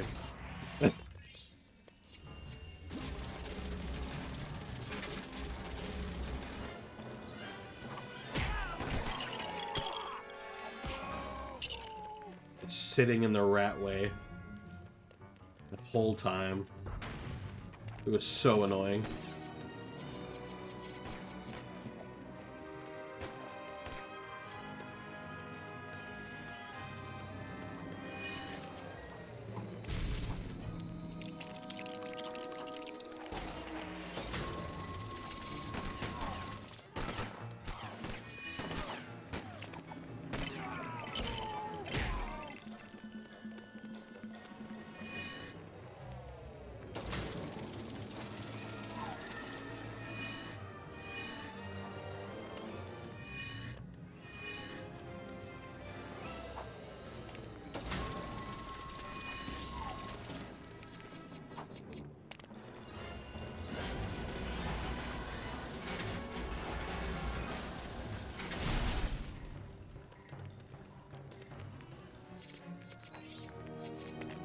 can't believe I've been roped back into thinking about Skyrim. Because I re-downloaded it, put a bunch of mods on it, and then I just kind of stopped touching it.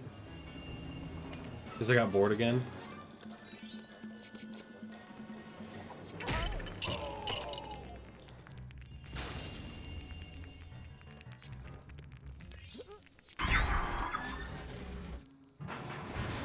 Yo, I got supervillain. That's rad.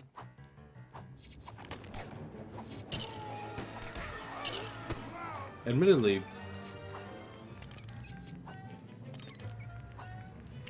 I noticed there was...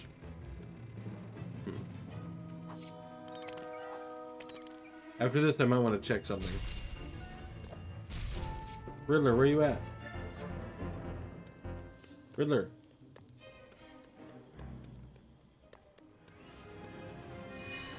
Riddler? Oh. He just got stuck on the ladder, I guess? Okay.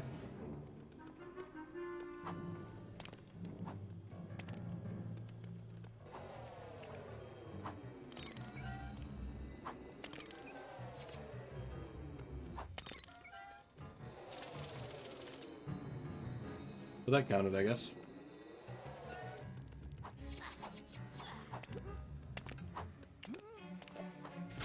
Yeah, after this mission, I really need to go check. I swear to fuck, Riddler, you absolute little fucker. Now Mr. Freeze is gonna be stuck for the next half hour.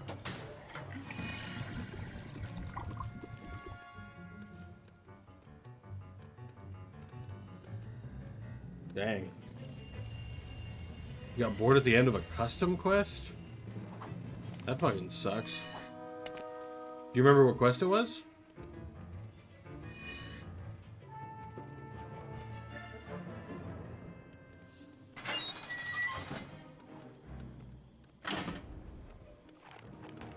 Yeah. Uh-oh. If I say what mod was it, I might have done it.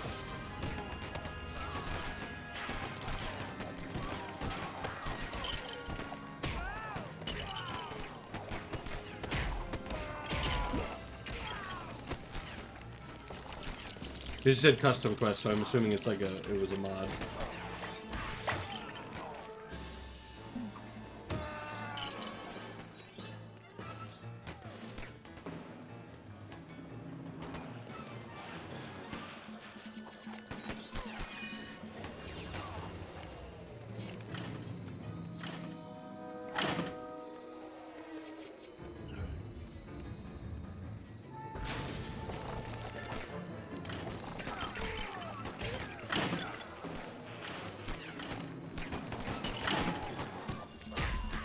Dang, they shot the hell out of me.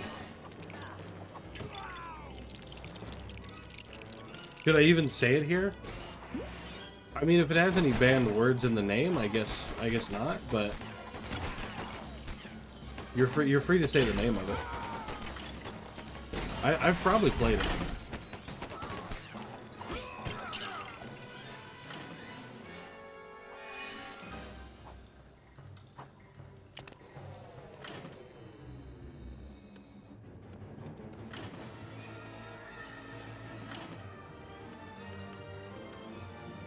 Maid's Deception. I've seen that mod. I have not played it, but I have seen it.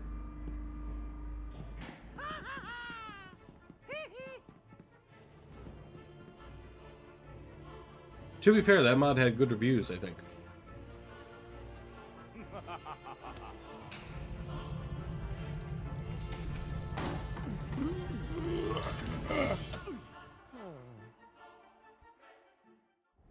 But after this, I'm gonna go back to the Batcave,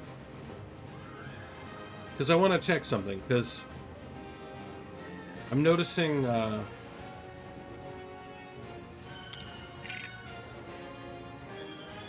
was I completed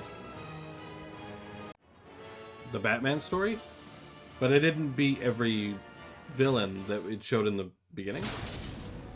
So move. I'm wondering if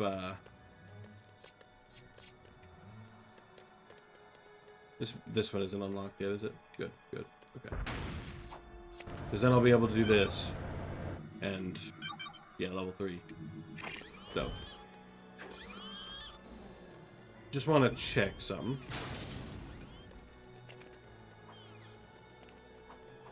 Two warring factions, yeah. I've heard it's really big, I've heard it's really good.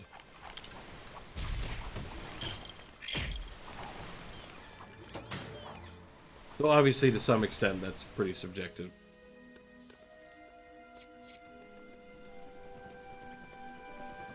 So now there should be a mission room in here. Yes.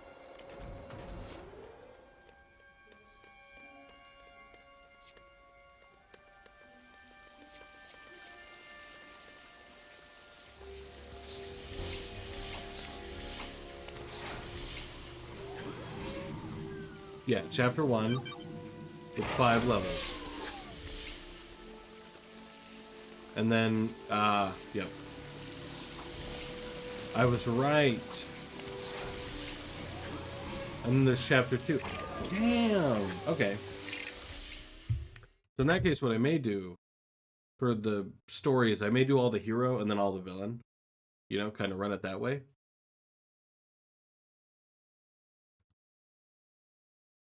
Or I wonder if I should go finish episode 1 of the villains, since I was kind of already mid episode 1. I'll go finish episode 1 of the villains.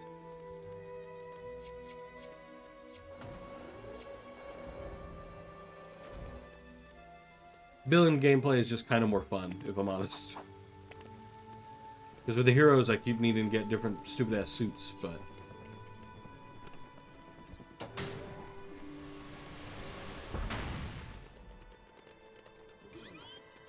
Well, in that case, you said it burnt you out. Does that mean it was good until the final quest? Because to be fair, you got awful far in it.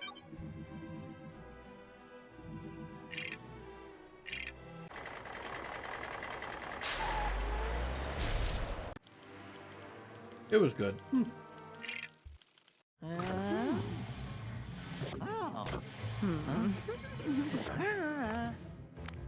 I love how Poison Ivy's whole quest is build me a big tree.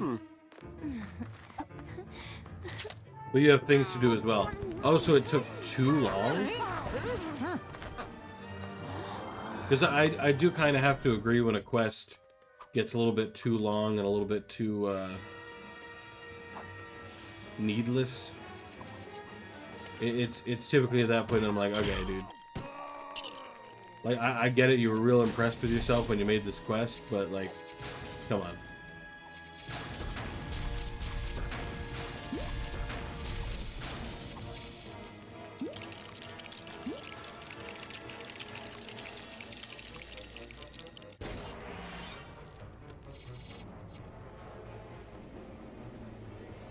It was good, but I can't really find a reason.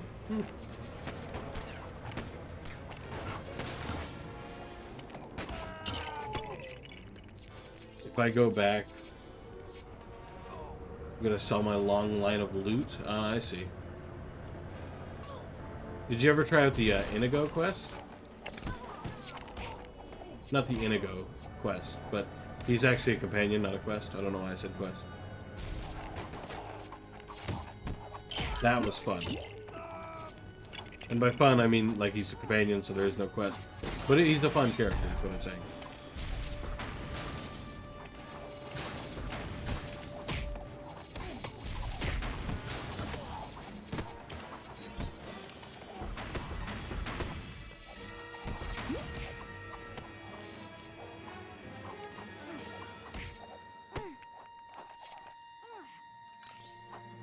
I was thinking about it, really?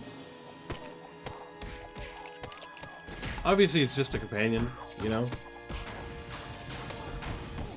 But he is quite cool.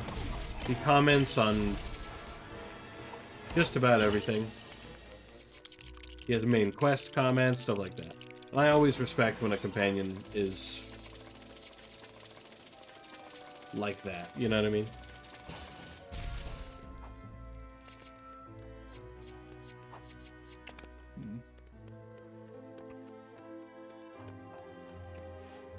You make a point. I am indeed not sure how you would fit that into a Merchant Khajiit thing.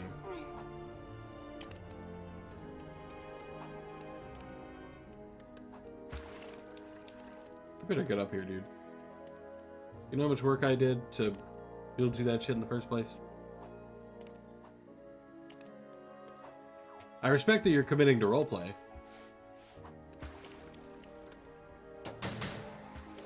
I'll admit I only do that sometimes. Typically, if I commit to roleplay, it's because I'm doing it on a villain character. I don't typically commit to roleplay if it's a non-villain character.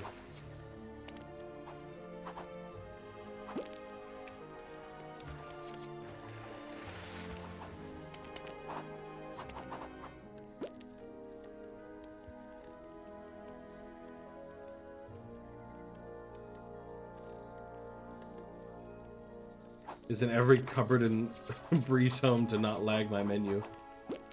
Dang. Admittedly, you need to have quite a lot to lag your menu. Well, unless your system is just a little bit older.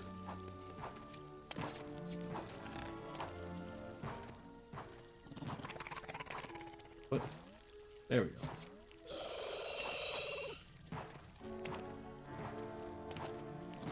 I'm tired. There we go. There we go. It's older. Ah, I see. That would make sense.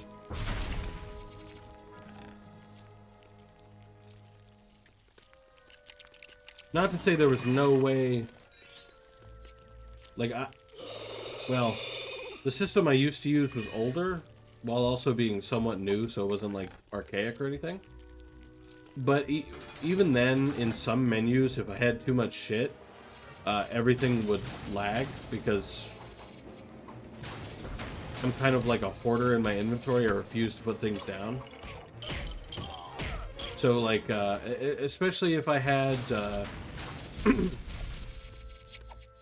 oh yeah, if I was in the test room, that's what it's called. If I was ever in that room.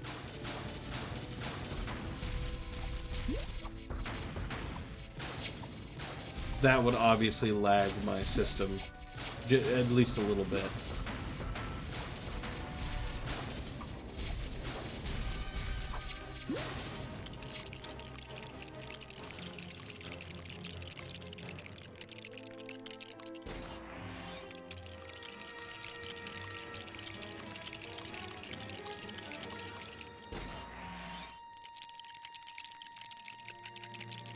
Oh, I'm just building a plant. Oh, I see.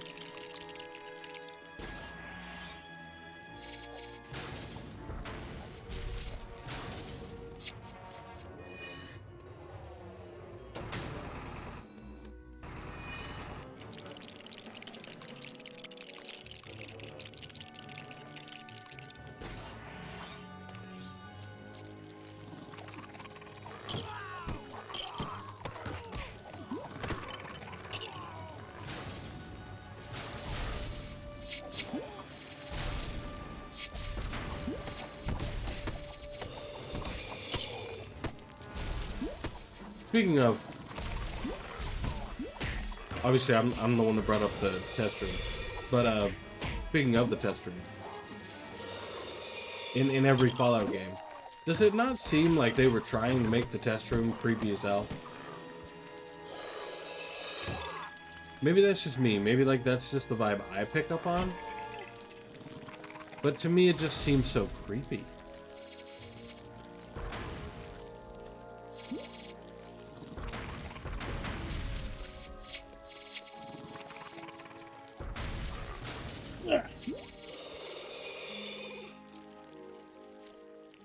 Obviously, you know, to an extent.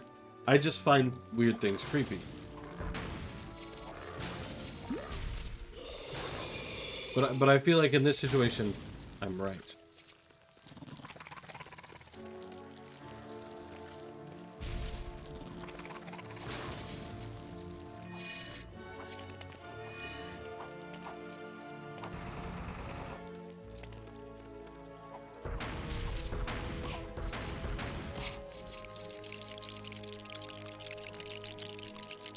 There's a pyramid in the glowing sea. Yes. Hey, Lamau. Actually, yeah, I remember going to that. If I recall correctly, if you go inside, there is a...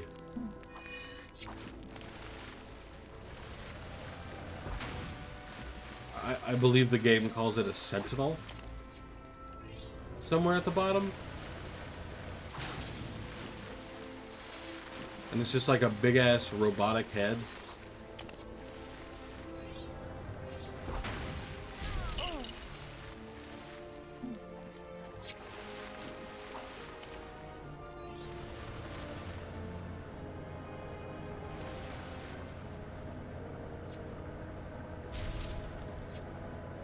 It's like eerily futuristic and stuff for the area, to be honest.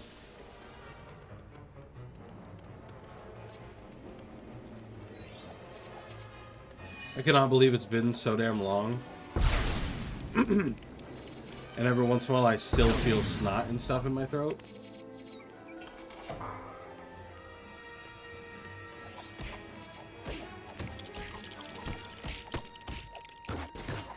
Cool, not going in here. Well, you don't fight the robot head. It's just like at the bottom of some like little cave pit you go down. And it's just dead.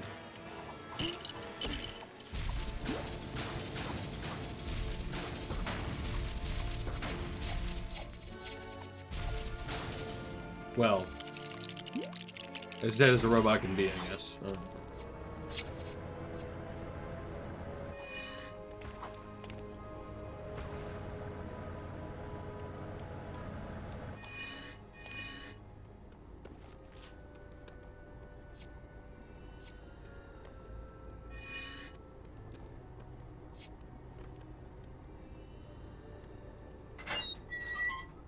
I hate that those doors take like an hour and a half to open.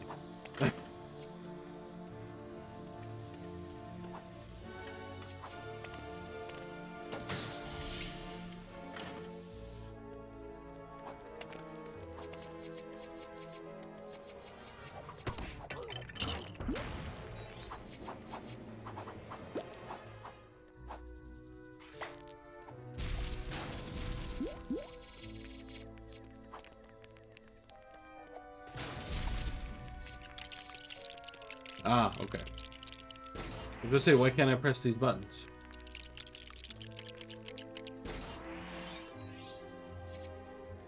I still can't press the buttons.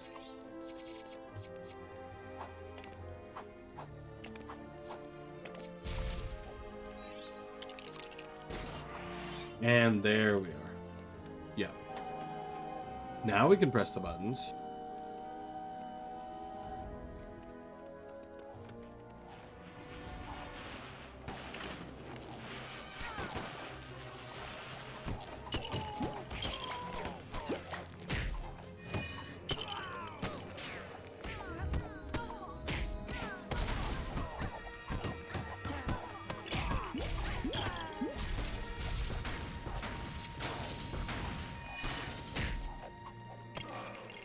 The glowing sea is actually one of my favorite places, visually and conceptually and stuff.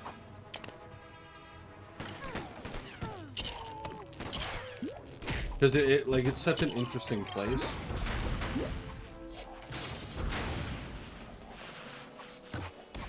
Obviously it gets dampened somewhat by the fact that Bethesda somehow butchers a very easy concept, but... You know.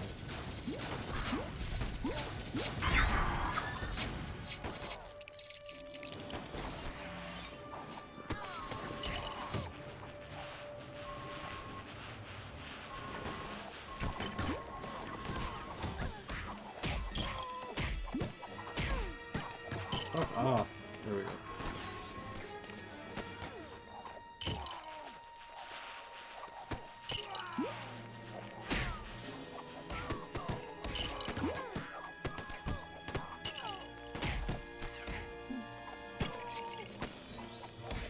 I hate it when LEGO games do the infinitely spawning thing.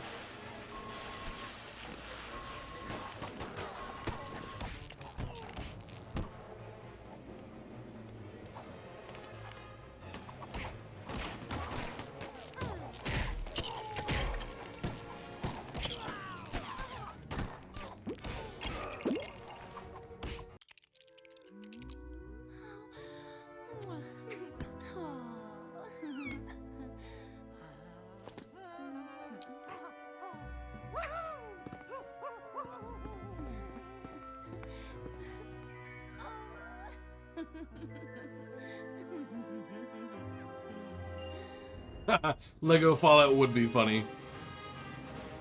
Oh, dude. That would be funny as hell. I do have to agree with that. Bit gruddy, though? Do you mean gritty? Hey, what's up, Subsnow? Bloop Me just brought up the idea of a Lego Fallout.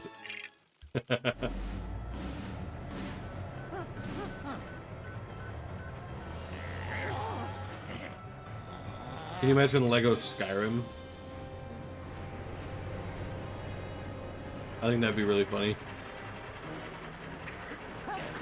Easy to do, too, because, you know, main character.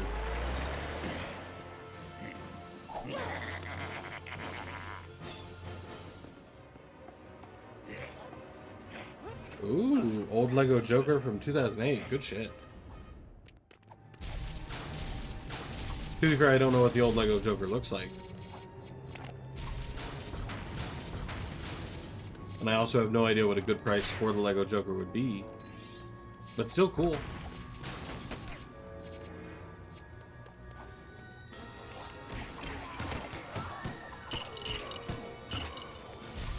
You know, now that I'm thinking about Lego Skyrim, I have to consider what it would be like, since you'd have like different armor options. That could be cool in Lego. Oh. The old Joker is the Joker in this game. Oh, okay. I mean, that makes sense. That's what I kind of figured, but I wasn't for sure, so I wasn't gonna put it out there without being right. Blue, red, yellow, green. Easy. So smart. This game for children is so glad I know exactly what to do in this game for.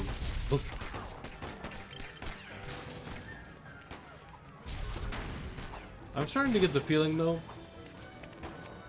that when I played this game as a child on the PSP and everything, that mayhaps I didn't. I didn't. Because I don't remember this. I don't remember any of this.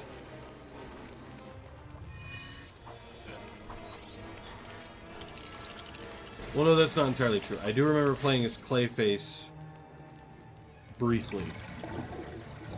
But I feel like I'd remember more of this. And I vaguely remember facing off with the Penguin, which I believe happens in episode 2. I have it on 2 different ports, really?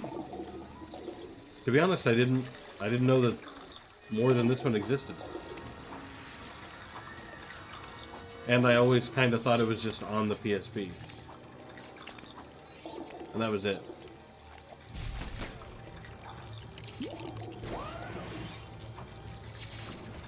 Because I owned it on the PSP. But I think I thought that that's all it came out on. Like I didn't know it was out on PC until the other week. It came out on PS2, really? Damn. A little older than I thought, apparently. Because my first LEGO game was Complete Saga. No, that's not true. My first LEGO game was Episode 1 on the original Xbox.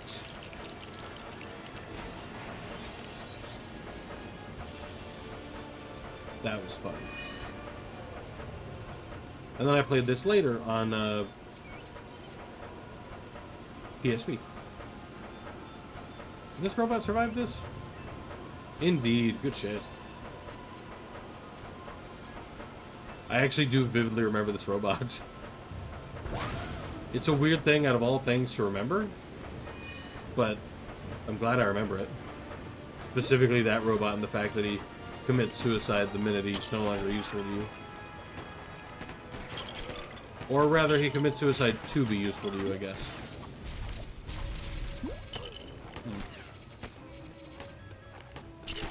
That's deep.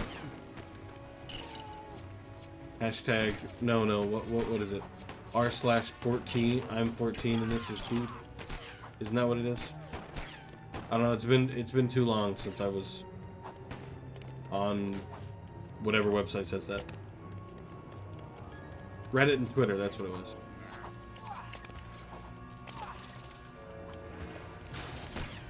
I only frequent Twitter every once in a while to be a troll.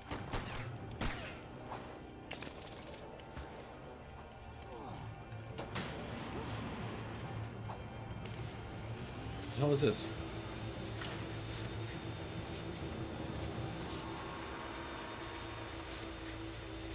Yeah, I successfully hit every single button except for the one. Again, please.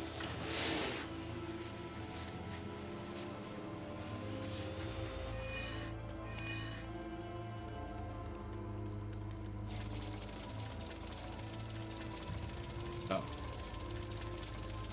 I'm a little disappointed by what it did. I expected it to do something with that fan, but I guess it can make a bridge. I will put up with its choices. Or something.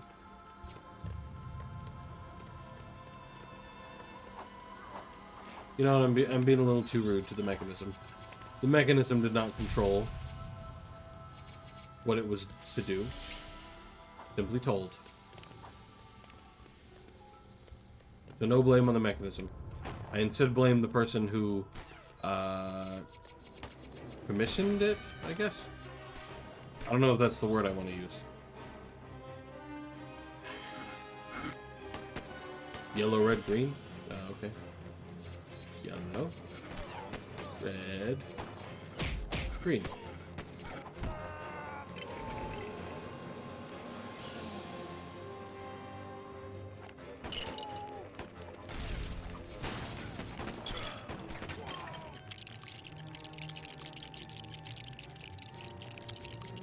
Okay, I'm prepared for big robot gaming, but I don't remember this in the hero arc where I faced them in this.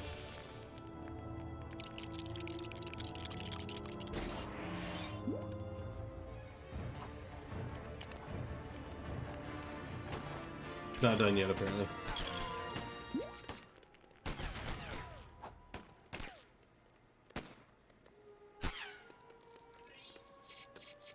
What am I missing? Oh, I see.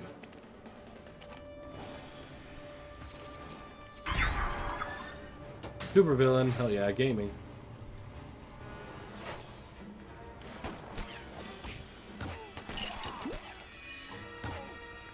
Okay, now I need to play as the Riddler in order to do that.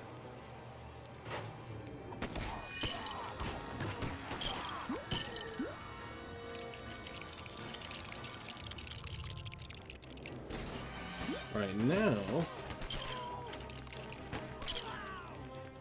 you're going to have legs. Isn't that fantastic? Good for you, am I right?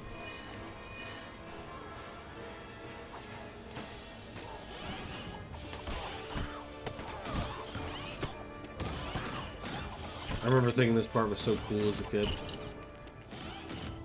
Yo, I'm in a robot, you know?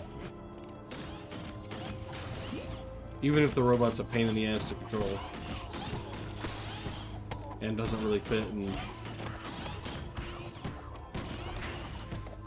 DC, right?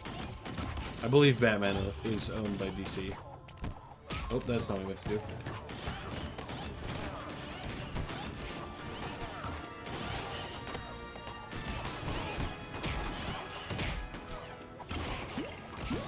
I think. I'm going to be done after completing Villain Episode 1.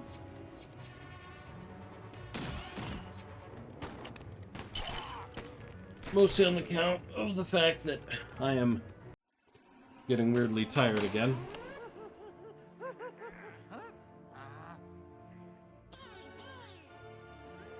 Bew. Oh, they didn't even give the stud a scarred side? I'm disappointed.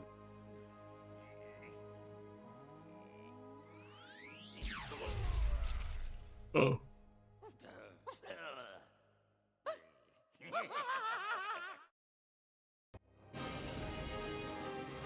I wish games nowadays had this kind of passion.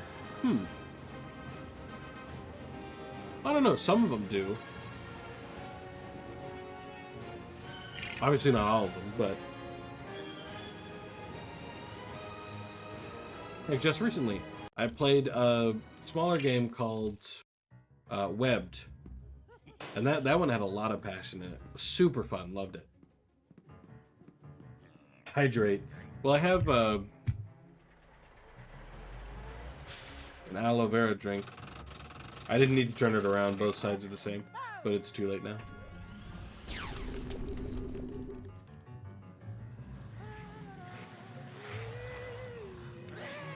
Which I think is supposed to hydrate me.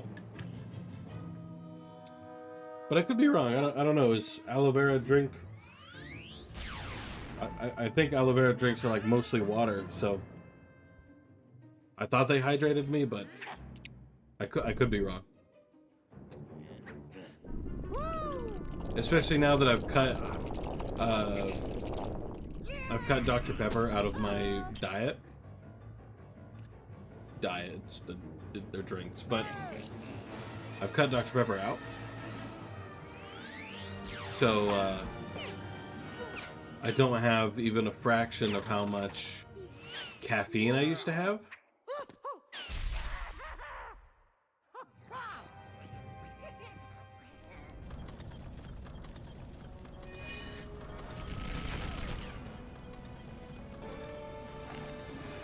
Wait, no, I vividly remember this level. Hold on.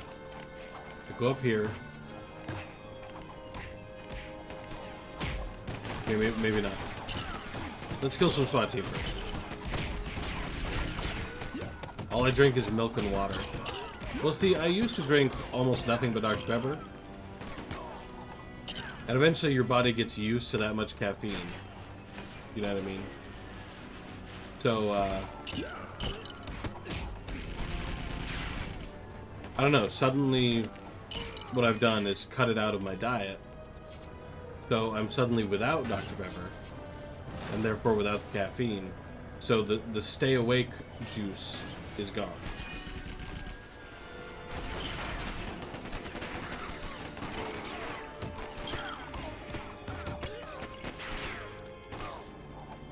I will say I'm a little disappointed by some of the laziness. For example, that's the same shooting animation that Jango Fett has.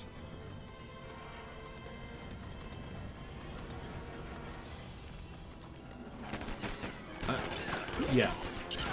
See, in the end, I switched to 1 Dr. Pepper a day, but I have a bit of a Dr. Pepper and stuff like that. I have an addiction to that type of thing. Like if I start, I just do not stop. So I had to, at first, I was like, yeah, I'll quit it. Got this. Got down to 1 Dr. Pepper a day, and then suddenly it was no longer 1 Dr. Pepper a day. I was having 3. I was having 2, and then I was like, 2's not that bad. Why not have 3? And then I wanted more, so I had more. Addictions are hard to kill, yeah. Every time I think I'm out of the addiction, it just kind of comes right back. Which sucks, but... you know, what you gonna do?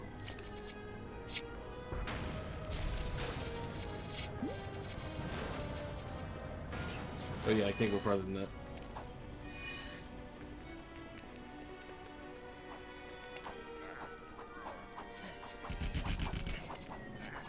But essentially, my body doesn't have caffeine anymore. So, I don't have the, super easy stay awake juice anymore. So now I'm stuck staying awake the natural way, which apparently involves me being tired like 200% of the time.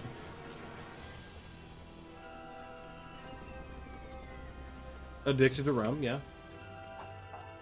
See, that's part of the worst thing, though. People can be addicted to damn near everything. Which makes it worse, because, you know.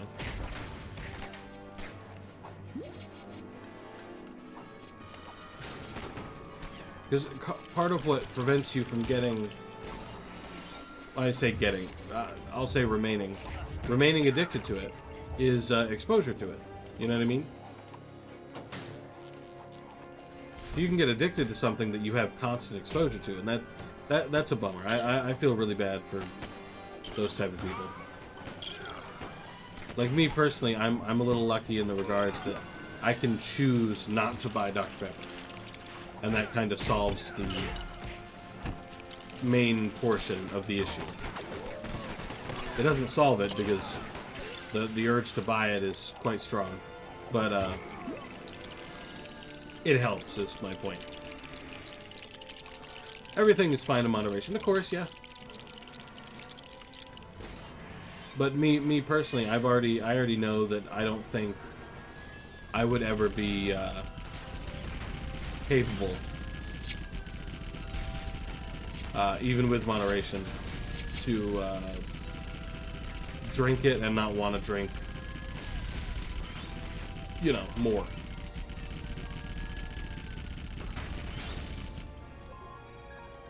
So that's like a decision I ended up coming to.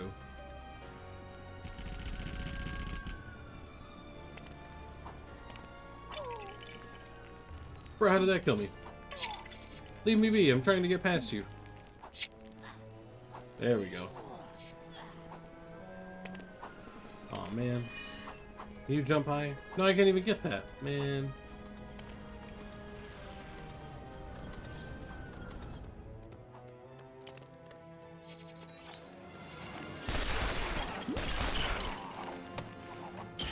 I'm just surprisingly tired.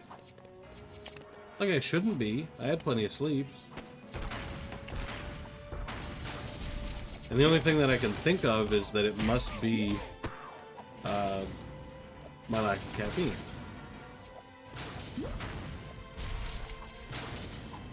Unless it's still leftovers from when I had COVID, but damn. If it is, then shit. How long is it gonna bother me?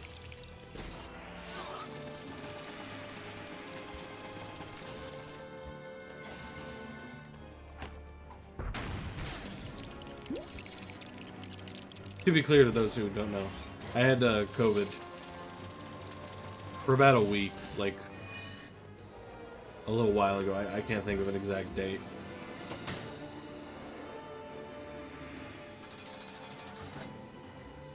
And I got over it pretty quick. Like, it affected me quite moderately, to be honest, but...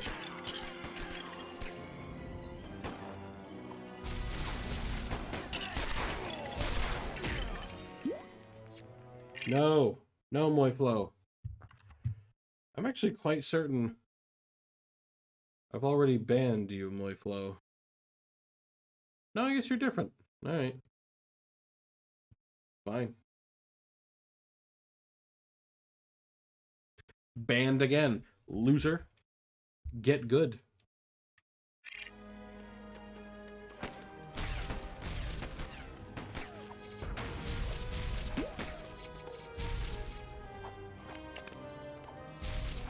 Alright, so I need to get that door open.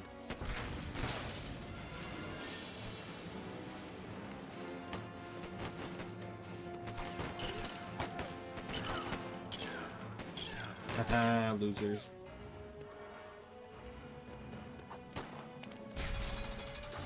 Oh, that's what I was supposed to do.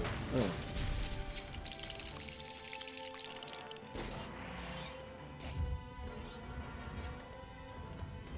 Admittedly, I should have... I should have that phrase banned already. Become famous. If only it worked. Issue is they know it doesn't. Like, it's horseshit.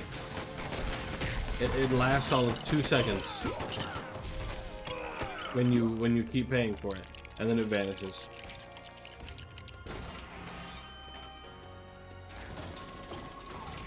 Oh yeah, funnily enough.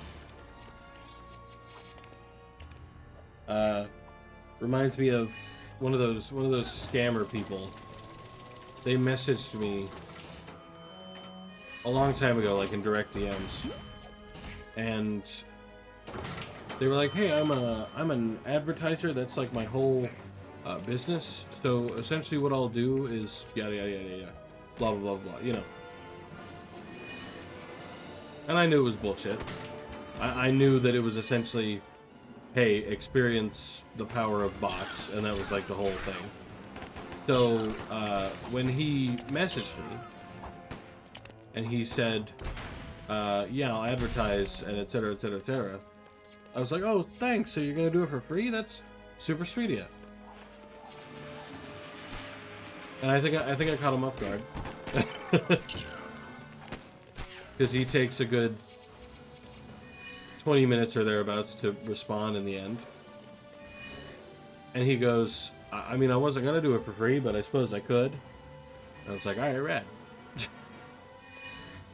And lo and behold, the next day, I get 2 extra followers. I'm like, okay, sweet. And then the very next day after that, the two new followers I got get banned because they were obviously bot accounts.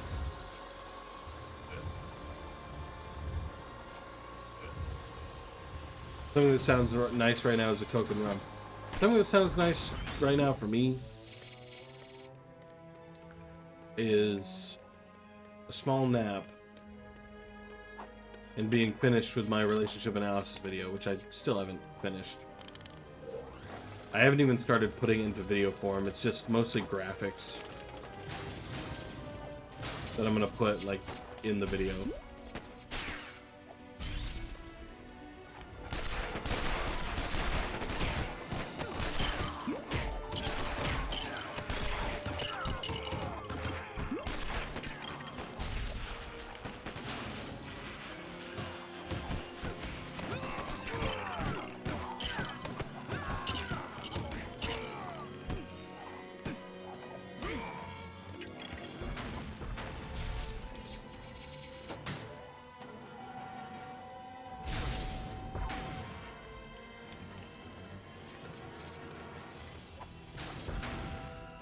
I can't believe I unironically remember some of this.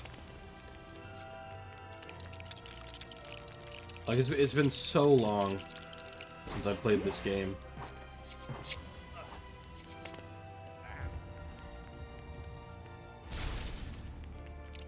Oh, really? I didn't think it was based on anything. I figured it was just, you know. Hey, look, it's Lego Batman. Like, I really thought that was it.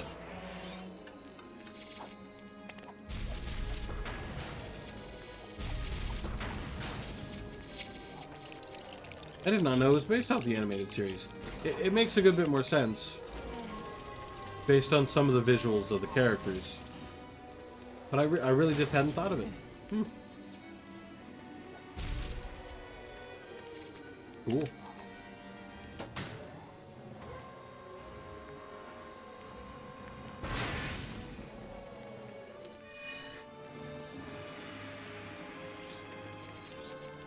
Let's see if I can remember what I build. Oh, I build another robot. I already remember.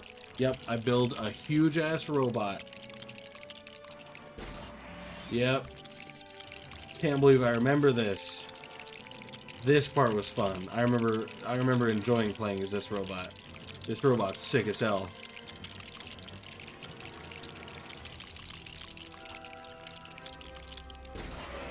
I 100%ed this twice. Jeez.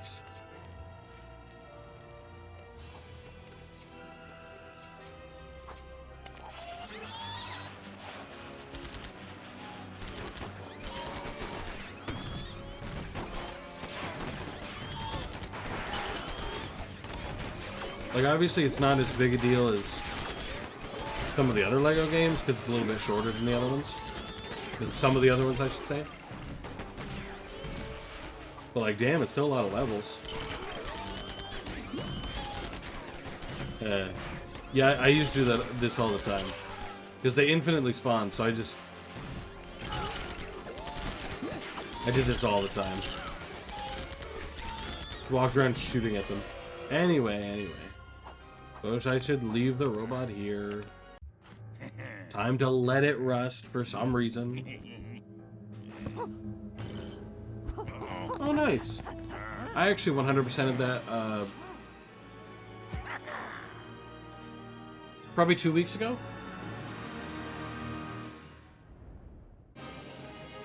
Something like that.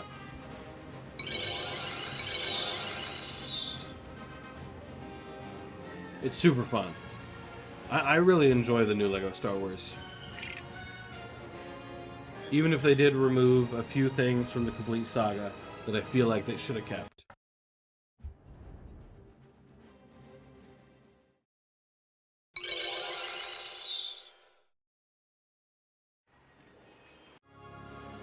Oh, I expected a cutscene.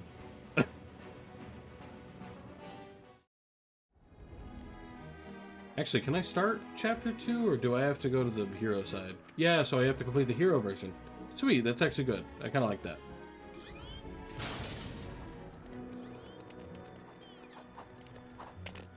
Can't 100%... Which one are you thinking of?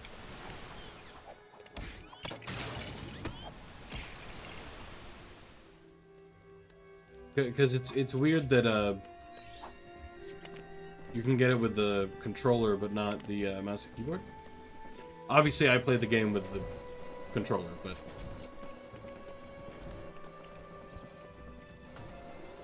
I feel like I could have gotten everything with the mouse and keyboard.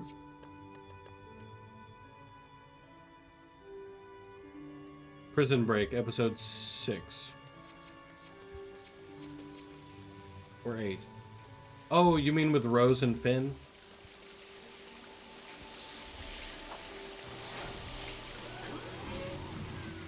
Power Priest Penguin.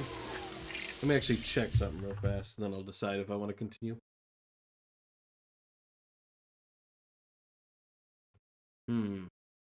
Yeah, oh, so it is the Rose and Finn one. Which mini kit are you thinking of? Because I remember doing that mission. Because I did the sequel trilogy last, because I hate the sequel trilogy.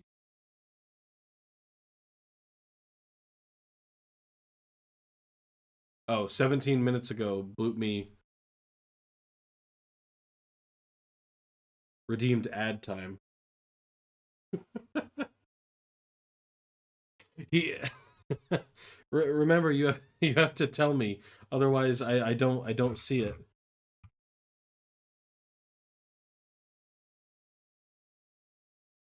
Because the chat doesn't tell me. Well, here, I'll run the one with the middle pipe. All right, tell you what, I need to run a 1-minute ad because Bloop Me redeemed ad time. So when you guys get back.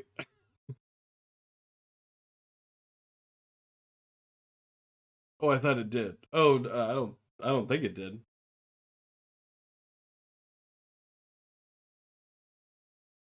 But if you thought it did, then hoorah! I guess I'm continuing. Where you need to build the pipe.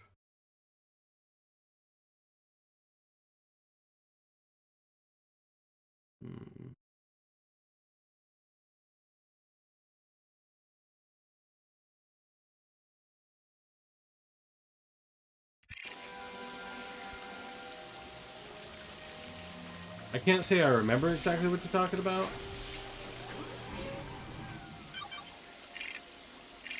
But I feel like I know what you're talking about.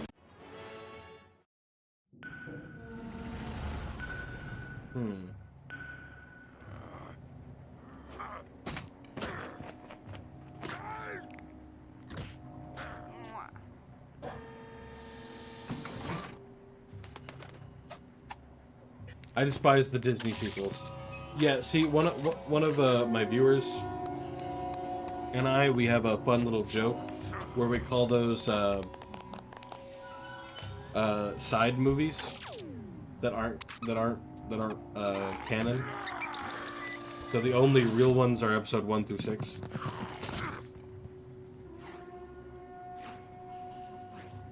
Oh yeah, no, the sequel trilogy is very anti-Star Wars. Very. No question about it. Very anti-Star Wars.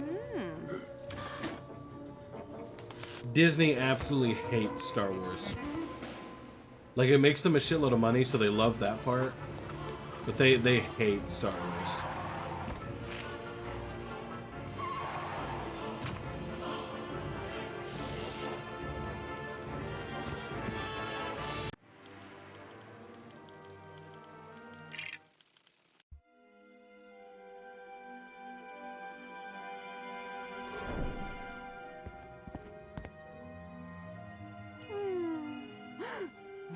They made Han Solo a shell of his former self.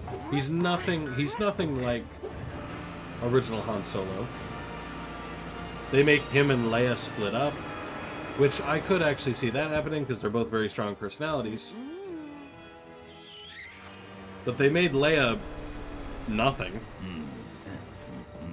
She's not a strong female character anymore. She's just Leia. She's just a name at this point. Oh,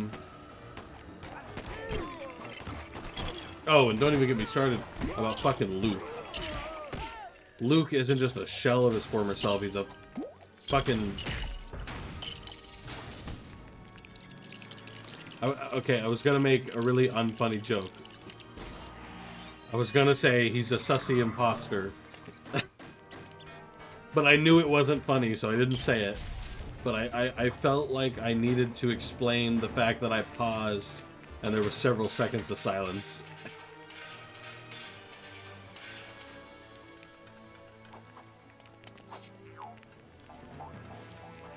My point is, they fucked up. And they fucked up bad.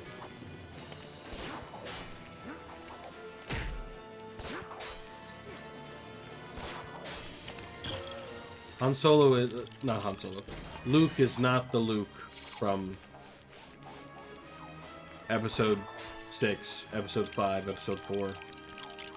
Like, you can't convince me that Luke decided, hey, you know my dad? The one who has literally murdered children? He can be saved. But no, there's one angsty teen in his Jedi classes, and he's like, oh, better kill them in their sleep. Let's ride the rodeo. Luke just dies meditating. Well, he actually did use a canonically dangerous to use power that could kill you. Now the issue is that in the movie, they just show Luke doing it, and that's it. And okay, if he died from that, fine, I guess, whatever. I think it's stupid, but whatever. But later, in essentially a retcon, I believe, it may have been fan art or something, but I believe it was a retcon. They show the ghosts of Yoda, Obi-Wan, and Anakin all helping him.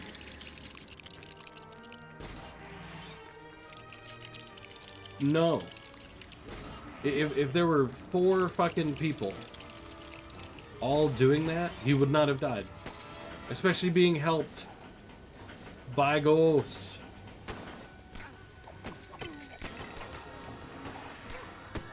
Rey is a stereotypical strong female protagonist.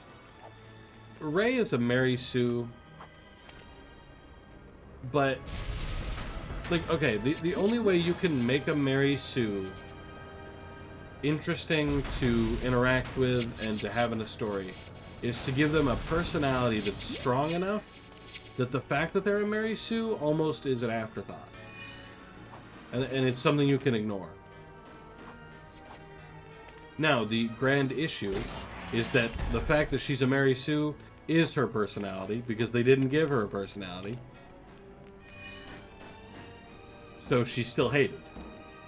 And in the case of Kylo Ren, the fact that he's a wannabe Darth Vader, at first I was super against that. Like, I thought that was stupid. But I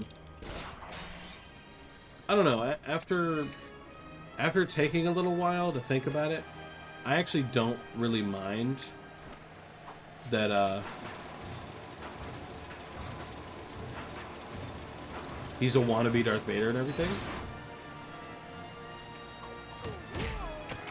Because it has a bit of a decent storytelling thing, just because he's a good foil to Vader, instead of someone wanting to be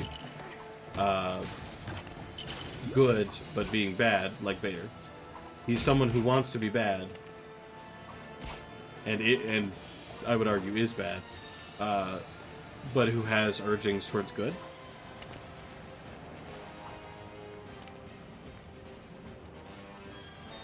Rey calls herself a Skywalker, but is actually a Palpatine. Yes. See, that's actually some of the worst shit.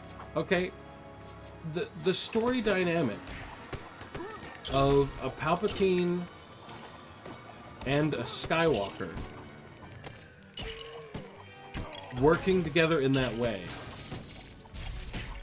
and sticking with that rather than copping out and being like, I'm a Skywalker. No, you're fucking not, okay?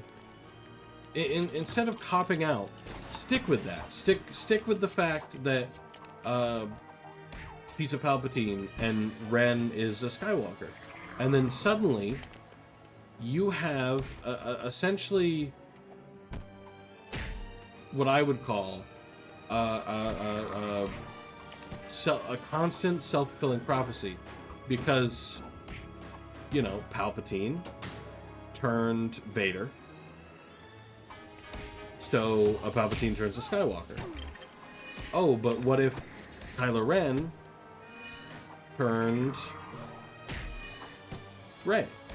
Well, then we have a Skywalker turning a Palpatine. And that could be a really interesting dynamic. Now, was it? No, because they fucked it up. But it could have been really fucking cool. He could have been like Captain Phasma.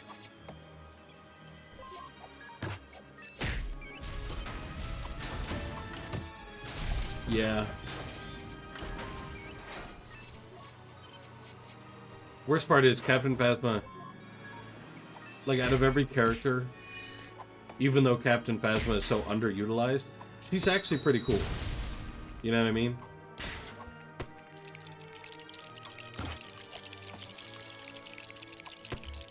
Not for any specific reason. She just is kind of cool. Phasma was kind of cool. Yeah, that's what I'm saying. She do be kind of cool.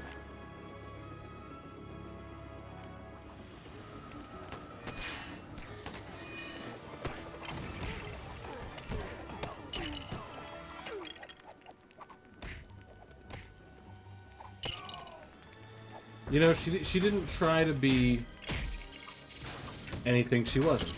She was just a random First Order trooper who was in charge of other troopers, and for some reason was in the shiniest piece of armor we'd ever seen. And that was it.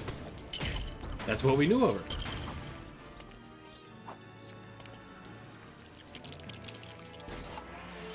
Yeah, and Finn, of all people, kills her.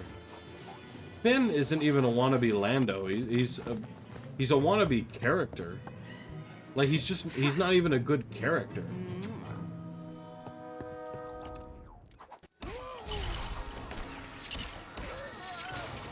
Like,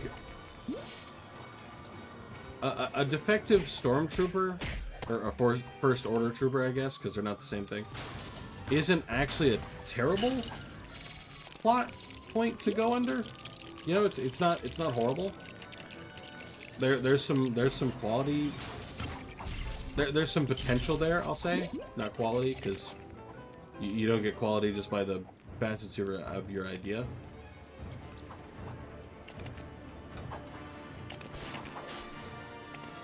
But there is some potential there. They don't go anywhere with it. Oh look, a defective First Order trooper. And suddenly he's good with lightsabers and beats Kylo Ren or something. Oh, and now Rey is the natural at every Force ability she decides to start using and suddenly learns Force healing. Now, Force healing existed before Rey, so she didn't invent it. But the fact that she just kind of found it out?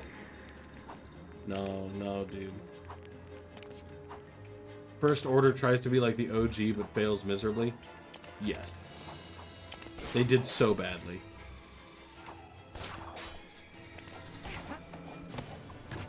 Which I get mimicking the Empire.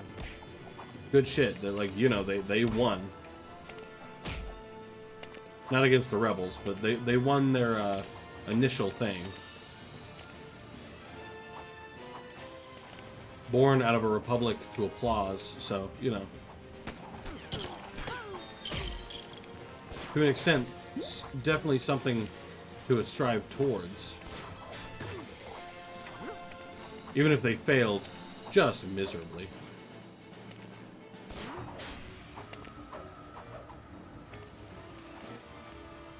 Oh, I see. It's spawning more goons, so we have to kill them first.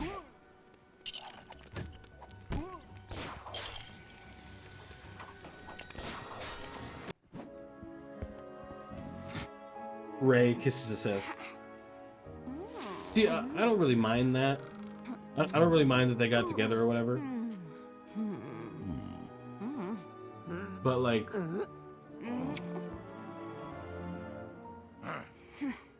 I don't know, I would have preferred if Rey had turned. Like, whenever I play Battlefront 2, Star Wars Battlefront 2, I always want to download a Sith Rey mod. Because otherwise Rey isn't fun. She's so boring. And calls herself a Skywalker, too. I hate that fucking scene. Hate it. Hate this scene so much. Ugh. Hate it, hate it, hate it, hate it, hate it. I'm a Skywalker. No, you're fucking not. Shut up. I prefer old Battlefront 2. I mean, old Battlefront 2 is fine, but... Like, I still prefer the new one.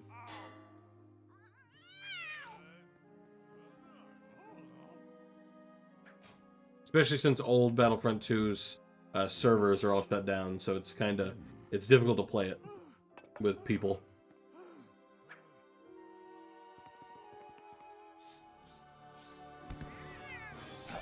I know it's meant to be based on the animated series, but I don't think in the animated series Catwoman was actually a cat. EA failed to remember Galactic Conquest. Actually, they have Galactic Conquest in Battlefront 2, in the new one. They also have Capital Supremacy, which is cooler in my opinion.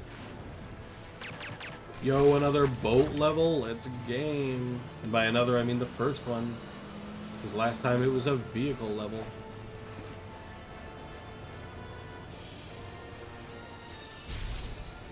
Oh, okay. Oh, I'm already fighting the penguin? Oh, maybe not.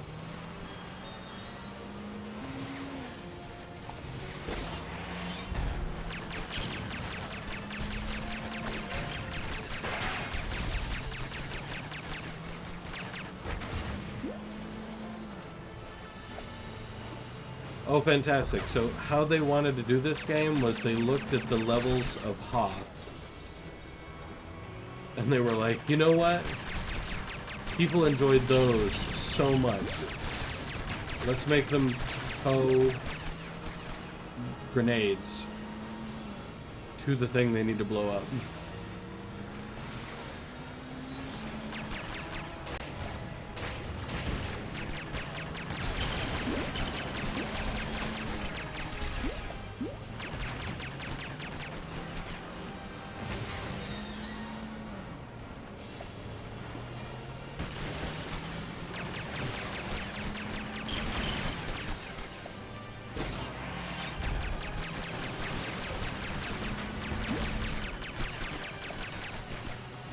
Oh, there are videos longer than 2 hours dedicated to why Disney failed.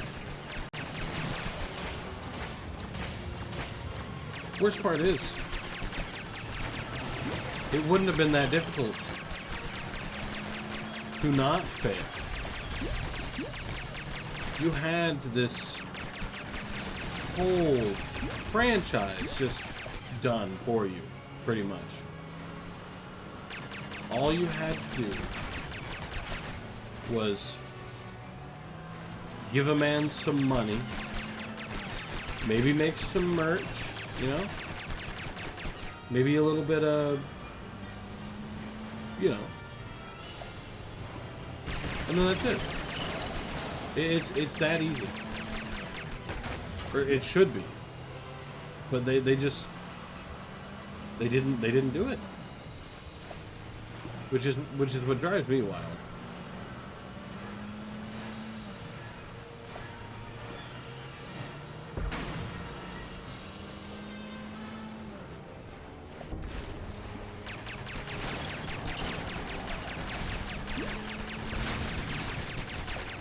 I don't know, I had very high hopes when it came to Disney and Star Wars. I think that I always knew.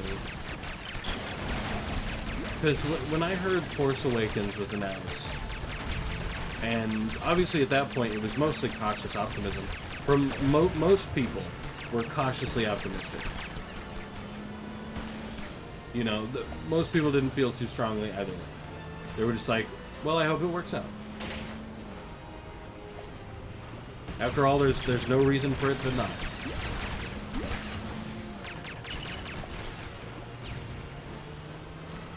And lo and behold, it did. Worst part is, some people will defend those movies to their dying breath. Saw a post the other day where it was like, Rey is a Skywalker, deal with it. No. No. She doesn't get to just claim the name. Who gave her permission? Tell you what, if Disney goes through the trouble, okay, completely says, you know what, fuck it, and makes a scene where Anakin's ghost says, you are a Skywalker, even then, I will say no, because that's so dumb.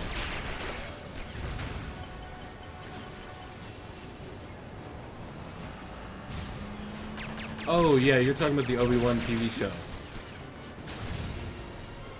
The Obi-Wan TV show might be good. That might be really good.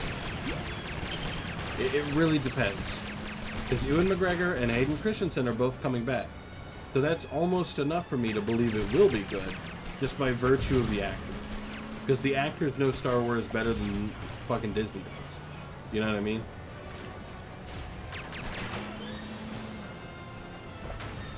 So by virtue of that alone, I'm almost hopeful that it'll work out.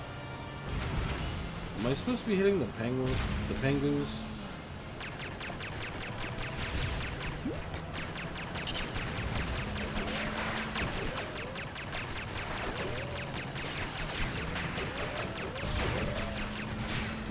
Issue is they are immune to the bullet.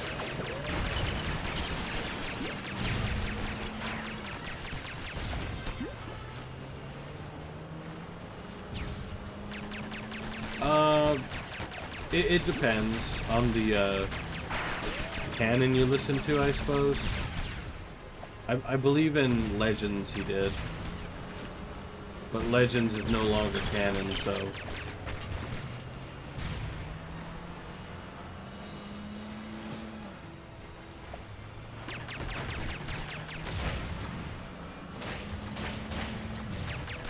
Damn it. Did I get the super bomb stuck? No, I didn't. So why did it ignore me? Oh, that's why.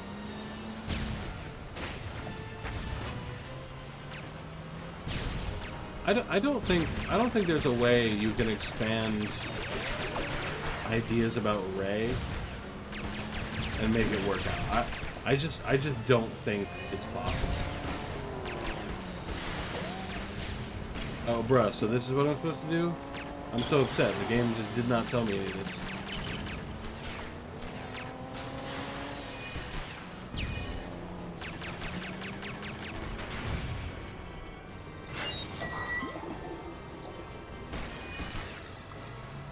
Oh, Obi-Wan 100% could have. But not only... I personally believe there's two reasons.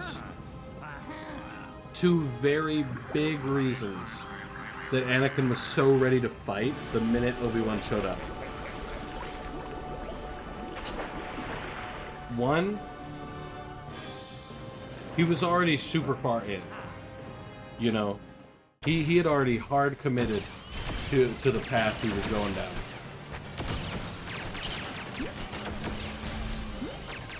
So I think, in his own mind at least, he was kind of doomed. Reason number two is the poor guy was paranoid as hell. So, a big part of it is the fact that Padme says, I'm not here to Yabba-ya. I'm here to bring you back, as she said. And who snuck onto her ship and is suddenly here but Obi-Wan?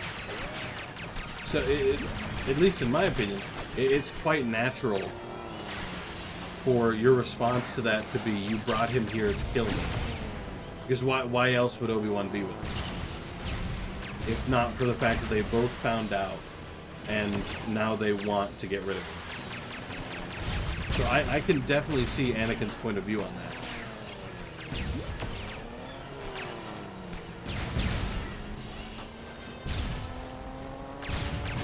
Blutney makes a very good point. Now, even as an OC though, Rey is not a good character because she's still a Mary Sue.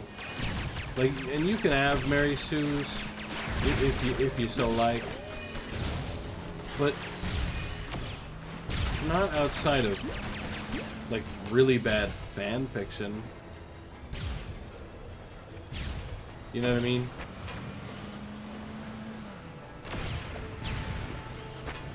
Oh, I'm supposed to ram it in his ass? Oh, I see.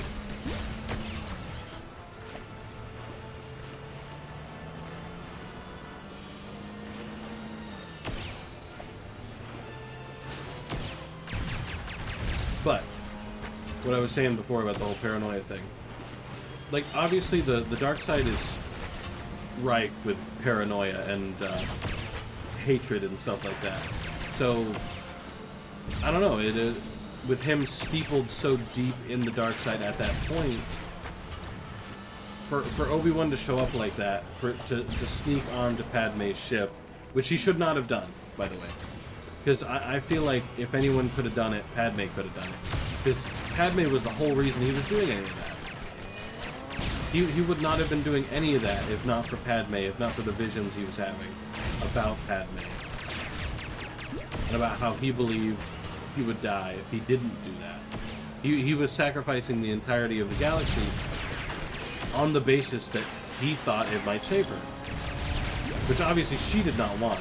That was not something she wanted, but to Anakin, whether or not she wanted the galaxy sacrificed for her is an afterthought, not important.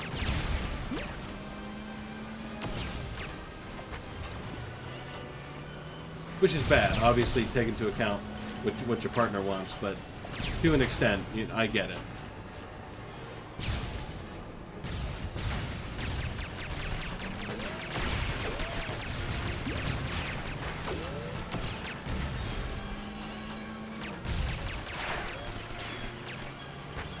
Plus, to be fair, part two, if I met some dude who like seemed as powerful as Palpatine did,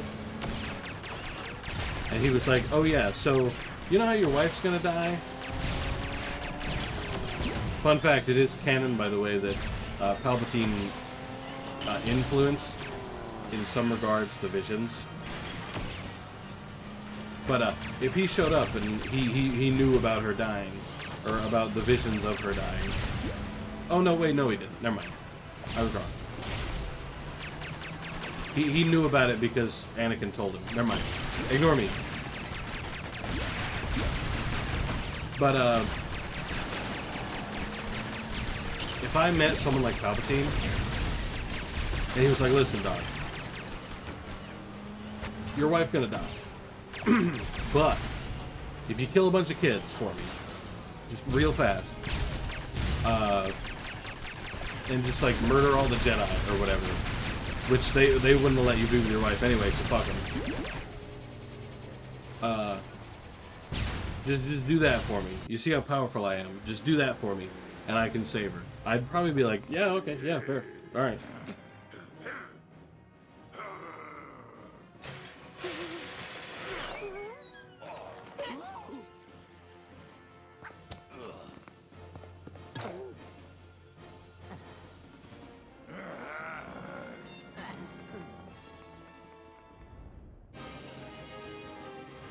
You make a lot of good points, Bloomy.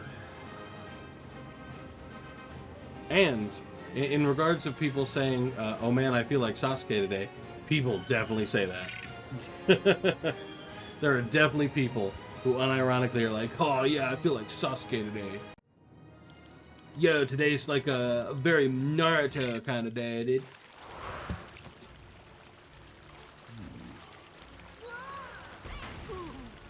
I mean, yes.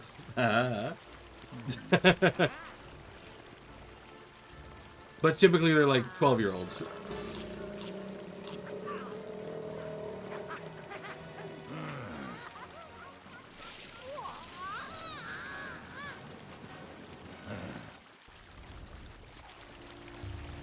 The penguin level took ages.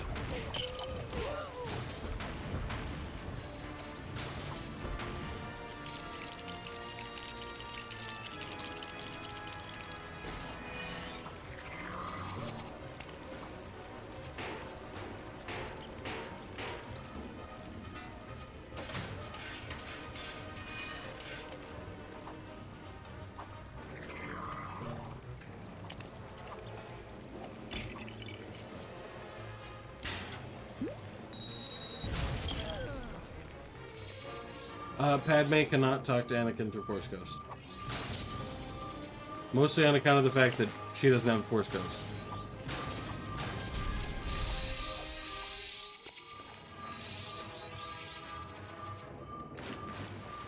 Or do you mean if Anakin can speak to Padme now that he's a Force Ghost and such and such?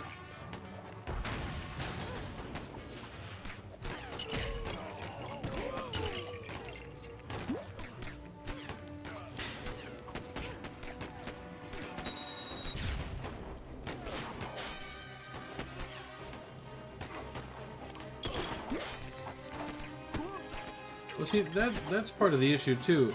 Disney doesn't seem to realize Star Wars doesn't need to compete with the other franchises.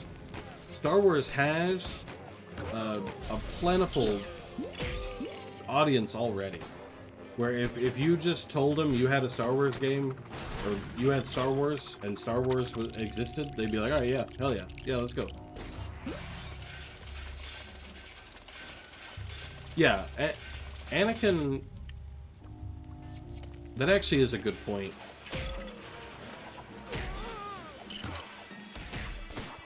Dude. I don't know if you guys have seen the comics, but there are a series of comics where... Man. It's so fucked up to think about. It was a series of comics where Darth Vader gets quite insistent about the whole bringing people back to life thing. And Palpatine's like, no problem. Go to the dark side locus on Mustafar and see if you can't do it. And that was, you know, that was it. And it's like, he goes. Would you get on the... He's not gonna stay up there, is he? I'm not sure how to get him up there. Like bloop around or whatever.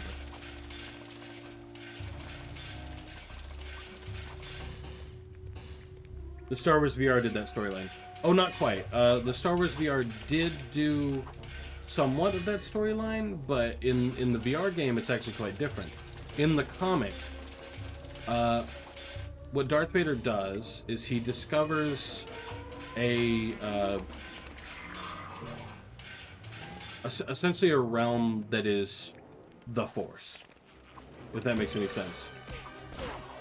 And he enters this place, and when he enters it, he is no longer Darth Vader. He is a being of the dark side. So his head, his body, it's all the dark side. And his arms and legs are neutral. They're not light or dark because they're robotic. They're cybernetic. So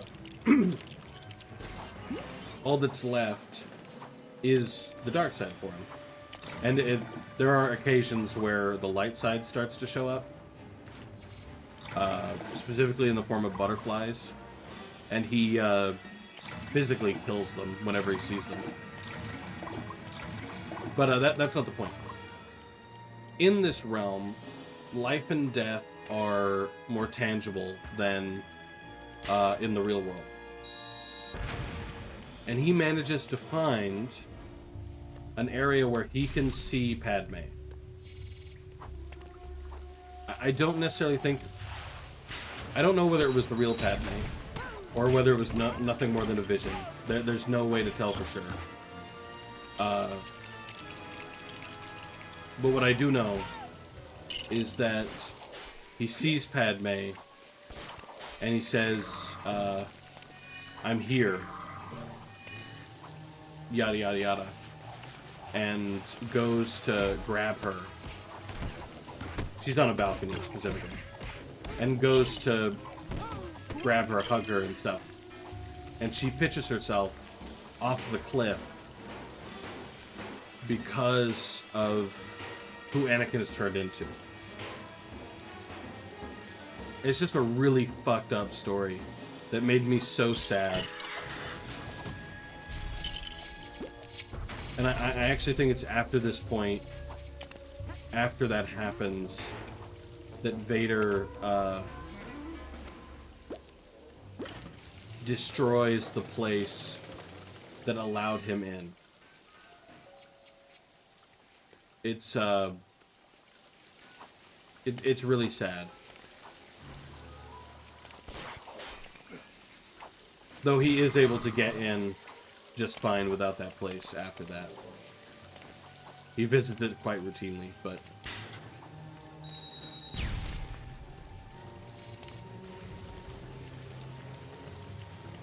It's quite sad, is the general point I was trying to make. I can't remember, like, the super specifics of it, but... He pleads with her to come with him to... Because he can bring her back at that point. At least in his own head. He believes that if she just goes with him, then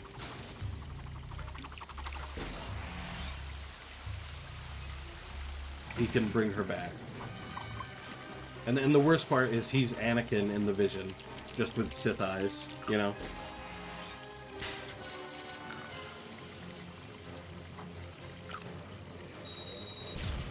Yeah, I agree. I think when he becomes a Force Ghost, I hope he sees Padme again. And I hope Padme is, you know,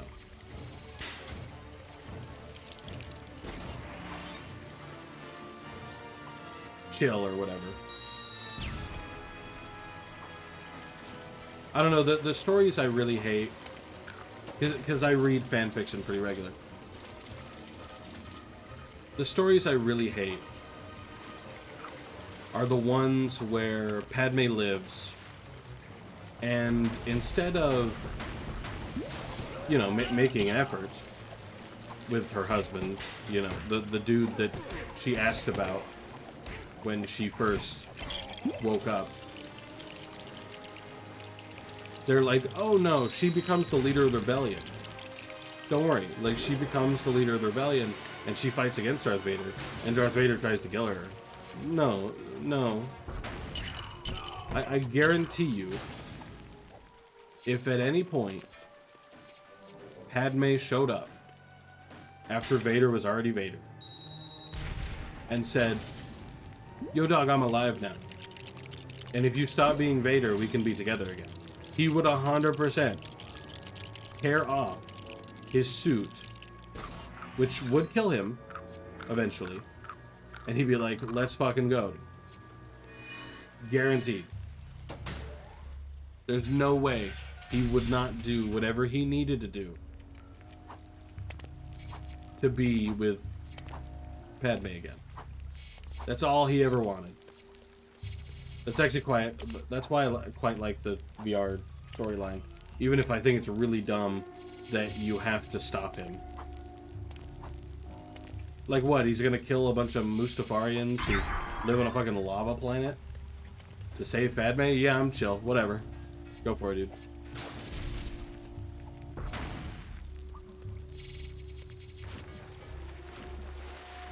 Now granted, I do think Anakin was a little arrogant, because there is the portion of the story where he's like, I'm powerful, like right after becoming a Sith. I can overthrow him 100%, but no you can't. Because fun fact, something not everyone knows, but some people do. Immediately after becoming Darth Vader, immediately after getting the suit put on him, he tries to force choke Palpatine. Like, he tries to hurt him, but it doesn't work, because Palpatine is just that strong in the Force that he can just ignore it.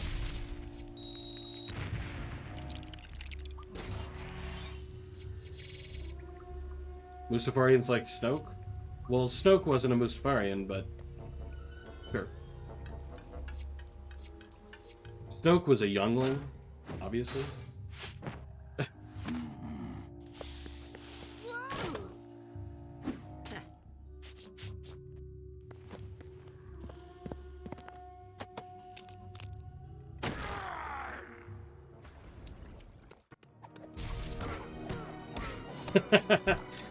Clearly you've never seen the meme.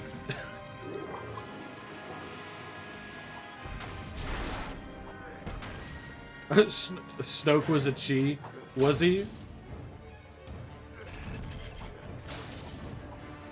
See, you must not have seen the meme. There's a meme where it actually takes one of the younglings' faces and it modifies it. And it looks like Snoke was taken almost entirely by the look of the youngling that confronts Anakin when he first enters where the younglings are. Like, their face looks almost identical.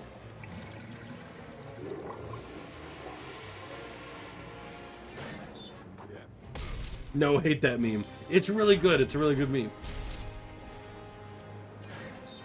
Kylo Ren kills Snoke to save Rey or something. I don't know. I think it's kind of dumb that Kylo became light side anyway. You know what I mean? Because at the end of, like, episode 9, I think, doesn't he suddenly have a blue lightsaber, even though that's not really how lightsabers work? And then he's just like, yeah, I use the light side now. Why? Like, dude, rock on. Rock on to the dark side. Live life. Live, laugh, love. Whatever.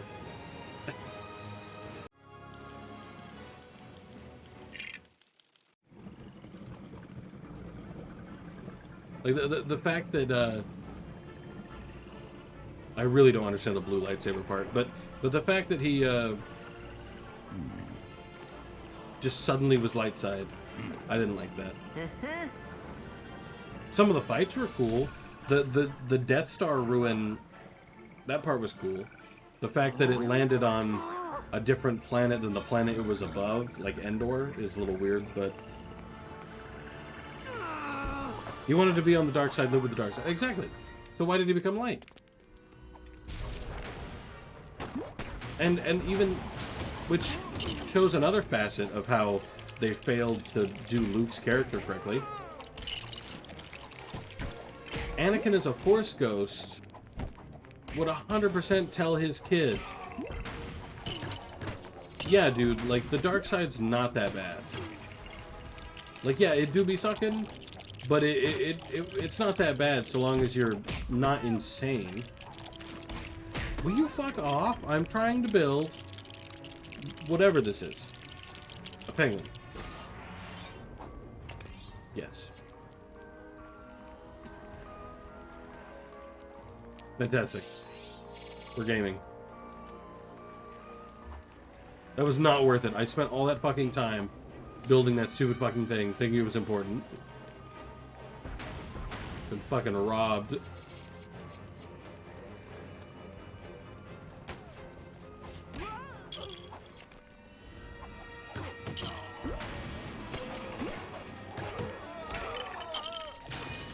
Right, magnet boy. You guys are changing out in public. That's inappropriate.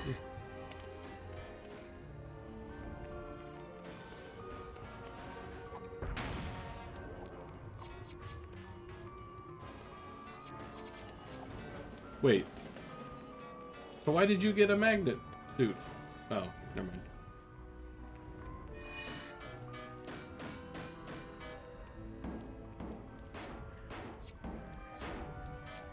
I don't know. I'm altogether disappointed with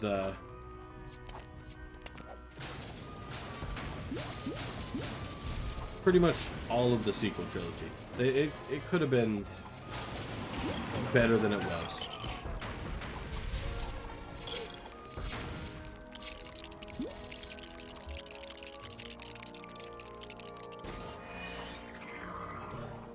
Cool, a glide suit. Fantastic, thanks. How do I get up there?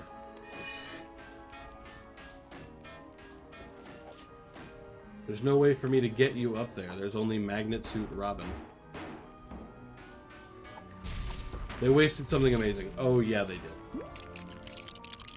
Because they had so much. Like, it is not difficult to take a pre-established, like, whole ass franchise and just be like, yeah, let's add another story to it, whatever. Just do like something else with it, and you're done. Instead, because what they could have done is they could have taken any characters, any of them that had nothing to do with the Skywalkers. Because we had seen Luke's story, we had seen Anakin's story. We didn't need more. It would be cool to see more, but we did not need to see more. You know? They could have gone with any character. Told a story about a smuggler. Well, see, the issue is, too, they kind of tried that with a Solo, and that also sucked hot ass. So, you know. Mayhaps they just couldn't tell any Star Wars movies. I think they just can't handle the Star Wars medium. So ready for them to make a Mass Effect movie. Sure, that'll rock. So ready to hear Shepard say, "This is my favorite store in the Citadel," 15,000 times.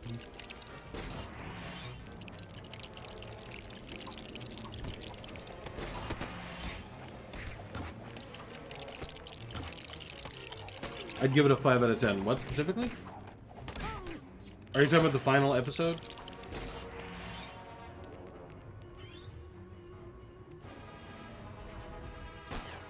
What about The Mandalorian? I didn't think it was bad. I definitely don't want to put Baby Yoda in a blender, but I didn't think it was bad. Like, it was fine. Like, it was very inoffensive. It was just, hey, look, Yoda species. It's after the Empire's gone. Hey, look, doesn't everybody like bounty hunters? Like, I think it got stupid. Because it went the route of, not only involving Luke, again, leave the characters alone. You know what, I can't say that, okay? I can't say completely leave the characters alone, because you know what? Luke's corridor, the corridor scene with Luke was very cool. Okay, credit where it's due. That was a very cool scene. Okay, that was nice. I really enjoyed seeing Luke as he should have been, because fun fact, Luke in the scene where he goes down the corridor to kill droids uses several moves that are exclusive to the dark side.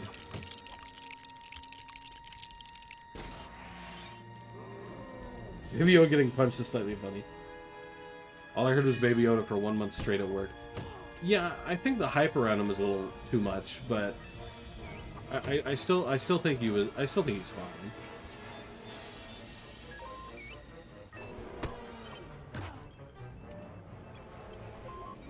But yeah, Luke, he uses dark side moves when killing those droids. So why would he then even be concerned about the whole Kylo Ren dark? You know? Specifically the move I'm referencing, by the way, is when he crushes the droid. That is a staunchly dark side move. I forget what it's called. It's probably literally called Force Crush or some shit. But it is dark side.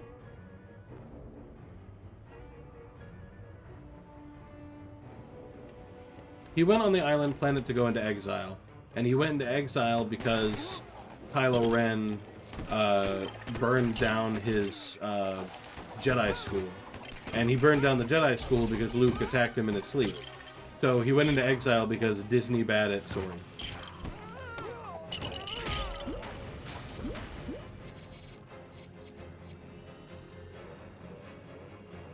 Well, I don't think his development from the light side to neutral is really all that weird, because it's established in the canon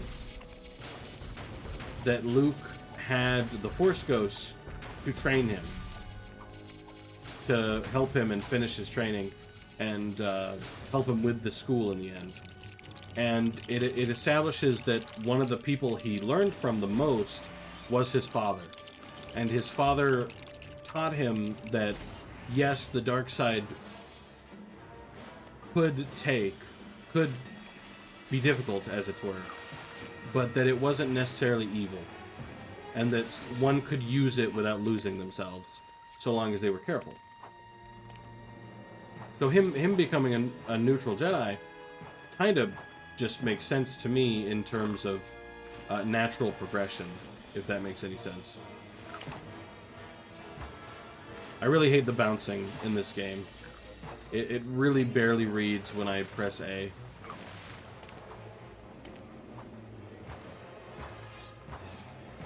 Bounce. Bounce. Pressing A. Pressing A. Thank you. Didn't... Okay. Fantastic.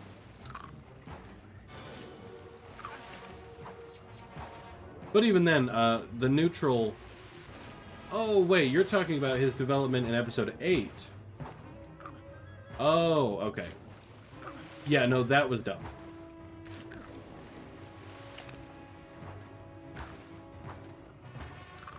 Yeah, the development in the movie was quite dumb, yes. I do agree with that one. Oh my god, dude. Just let me up on the land so I don't have to bounce. Thank you. This game does not know how to do bouncing.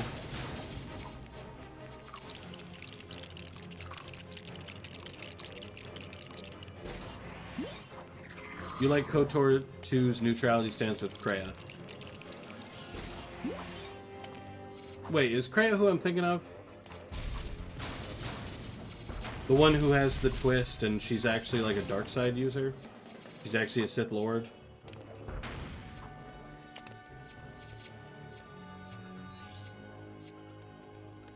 Or am I thinking of somebody else?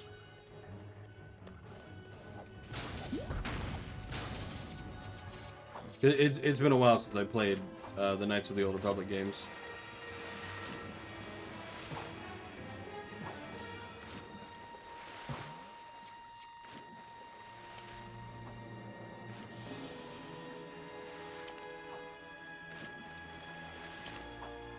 Yep, you should see her breakdown on YouTube. Well, actually, canonically, she's not neutral. She's one of the most powerful dark side users in the world. Get up on the boat. Get up on the boat. Swear to God, if this fucking crocodile eats me, there.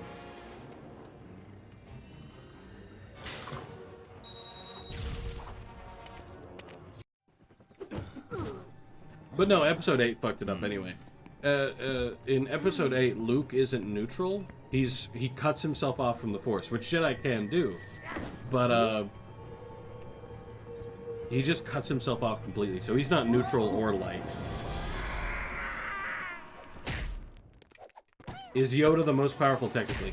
Oh no, certainly not. Yoda isn't even in the top 10. Like, Yoda is powerful as the Grand Master, and he has had some 900 years or thereabouts to learn the Force, but no, he is far from the most powerful. He, like, I'm not even sure he hits top 50.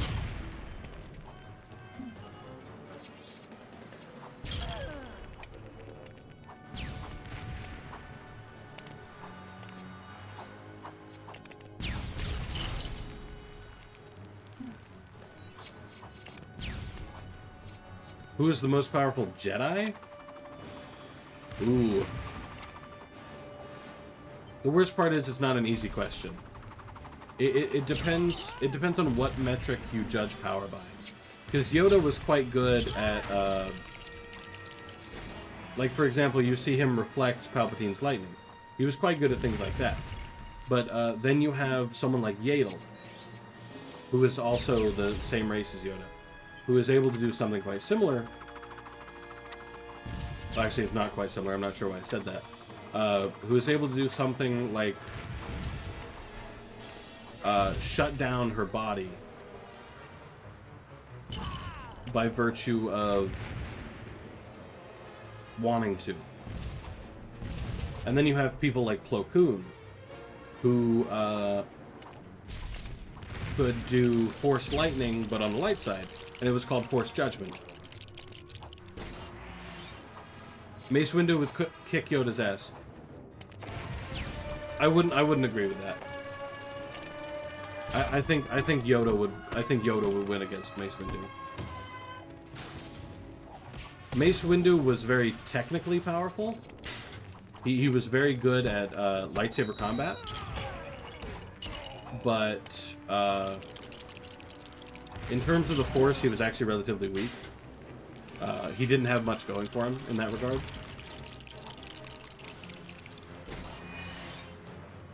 I'm gonna have to start using Robin because I'm getting tired of Batman laying down bombs for no fucking reason.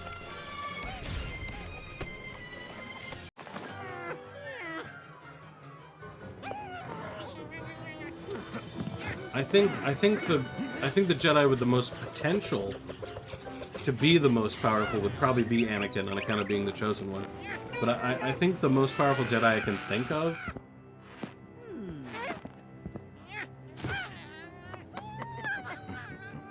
I don't know. I don't know that much about Jedi. I know a lot more about Sith Lords than I do Jedi.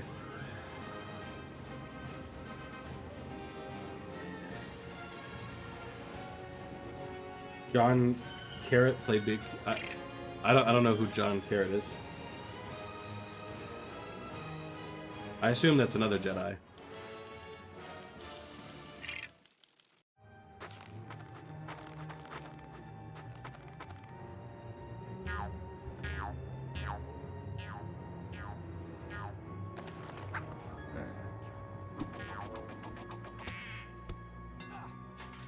And still in that regard, once again, it depends, because Yoda is quite strong in the Force, but he's not strong in technical ways.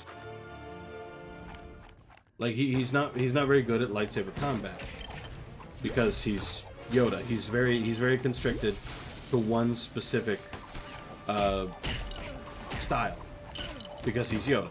Obviously, he can't do something like Suresu or something, because that just wouldn't make sense. He can't do Gem So because, again, that doesn't make sense. He's too small. He needs the acrobatics of I cannot remember the names, but it's the same moveset that Ahsoka used, I believe. Ataru, I think.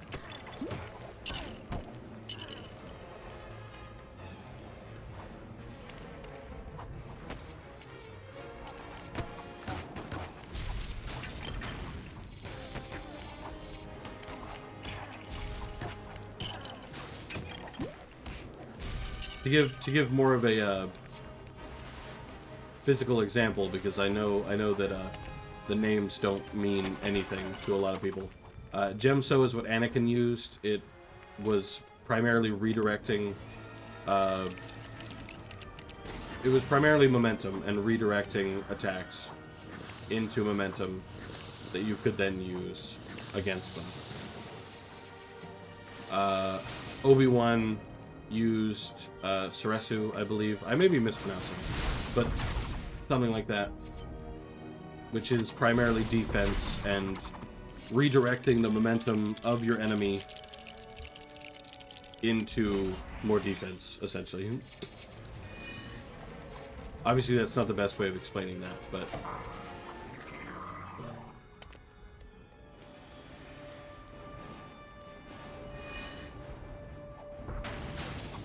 And heck, it's that reason that he won against Anakin.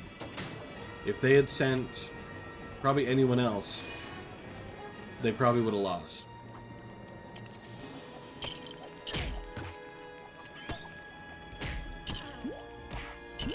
Like, if you sent Yoda against Anakin, Yoda would lose.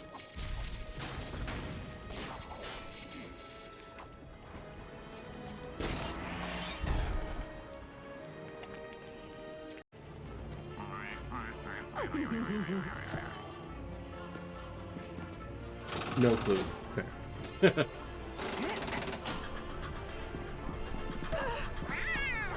Not everybody knows that much about it, which is fair. It's just my whole dealio. I find this type of thing interesting, so...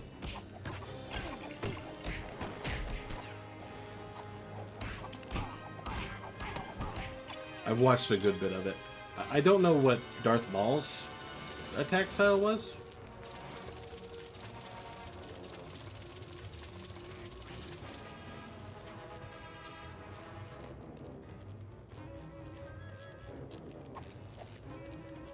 I have no idea what I'm doing.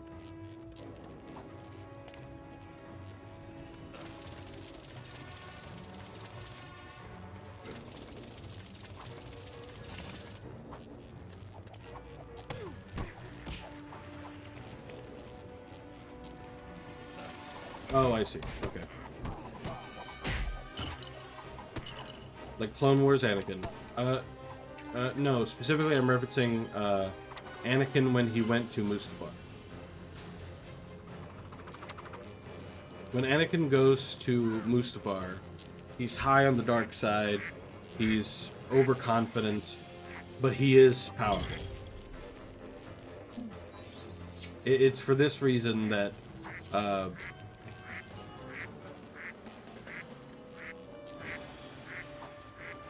see.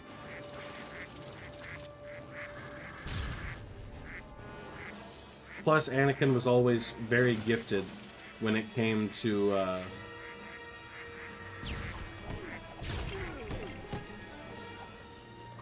lightsaber combat. He was always a very gifted dueler. Not quite as gifted as Count Dooku, who used Matashi, I believe.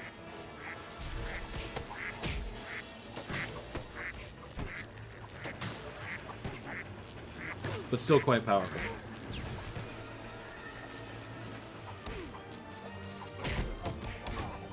But the point that Obi-Wan was the exact right person to send, Obi-Wan's attack style directly counters...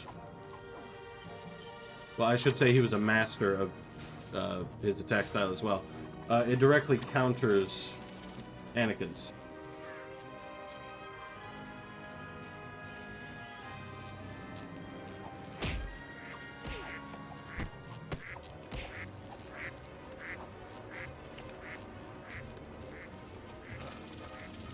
How about that? That can't be it, can it? Oh, I knew that seemed too close.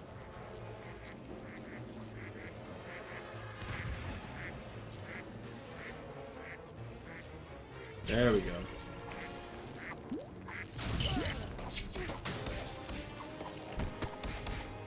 Get away, Catwoman.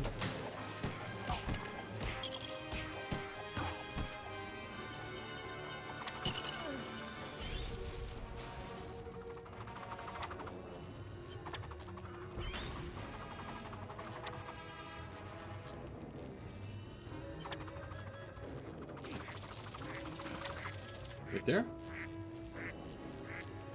Do I have the skills? No, it's literally...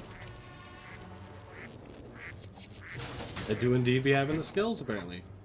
Completely an accident, but... Yo, I got both of them in one shot.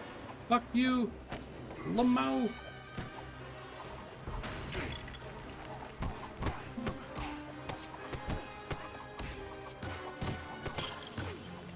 But no, actually, to deal with your other question, Clone Wars Anakin, I'm pretty sure if he went up against Yoda, he would just get squashed, because Clone Wars Anakin was still quite young. He didn't have much going for him beyond the fact that he was the chosen one. Like, he was still gifted in several ways, including in dueling, but I don't think he'd go beating Yoda.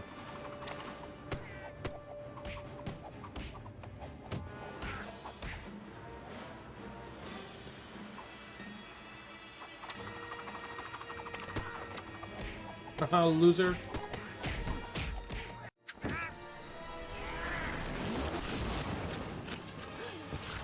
Penguin defeat.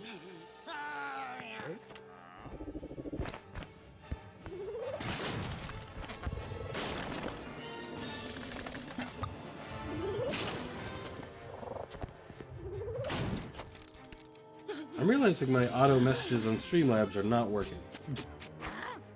Because they're supposed to send auto bot messages. Like, remember to follow, remember to join the Discord, etc., etc. But it doesn't. Which is weird. I guess it automatically turned them off, but that's still weird.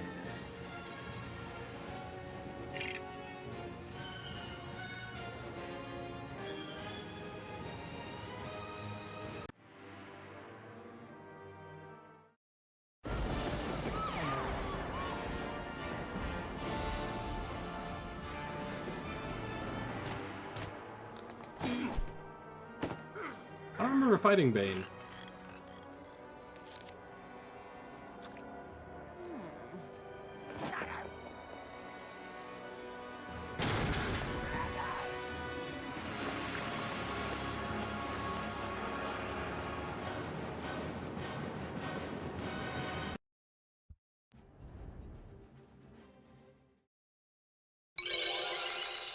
And then obviously there's Chapter 3, which is entirely about the Joker. Which I won't be doing that today anyway, but... you know. It's there. For now, I'm going to switch to the villains. I'm not going to start the mission, I'm just going to switch to the villains. So I'm, you know, on it when I come back, assuming this saves. Then I should be able to start. Yeah. Cool.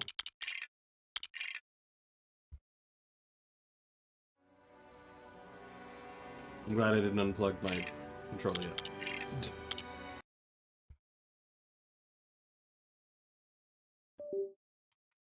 There we go. All right. That is it for today. Ugh. Ugh. Only one viewer, so no raid again. I don't raid with only one viewer anymore. It feels rude whenever I do it, so I just don't do it anymore.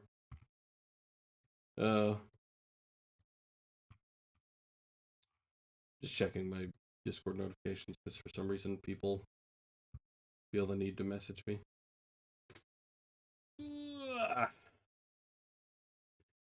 All right.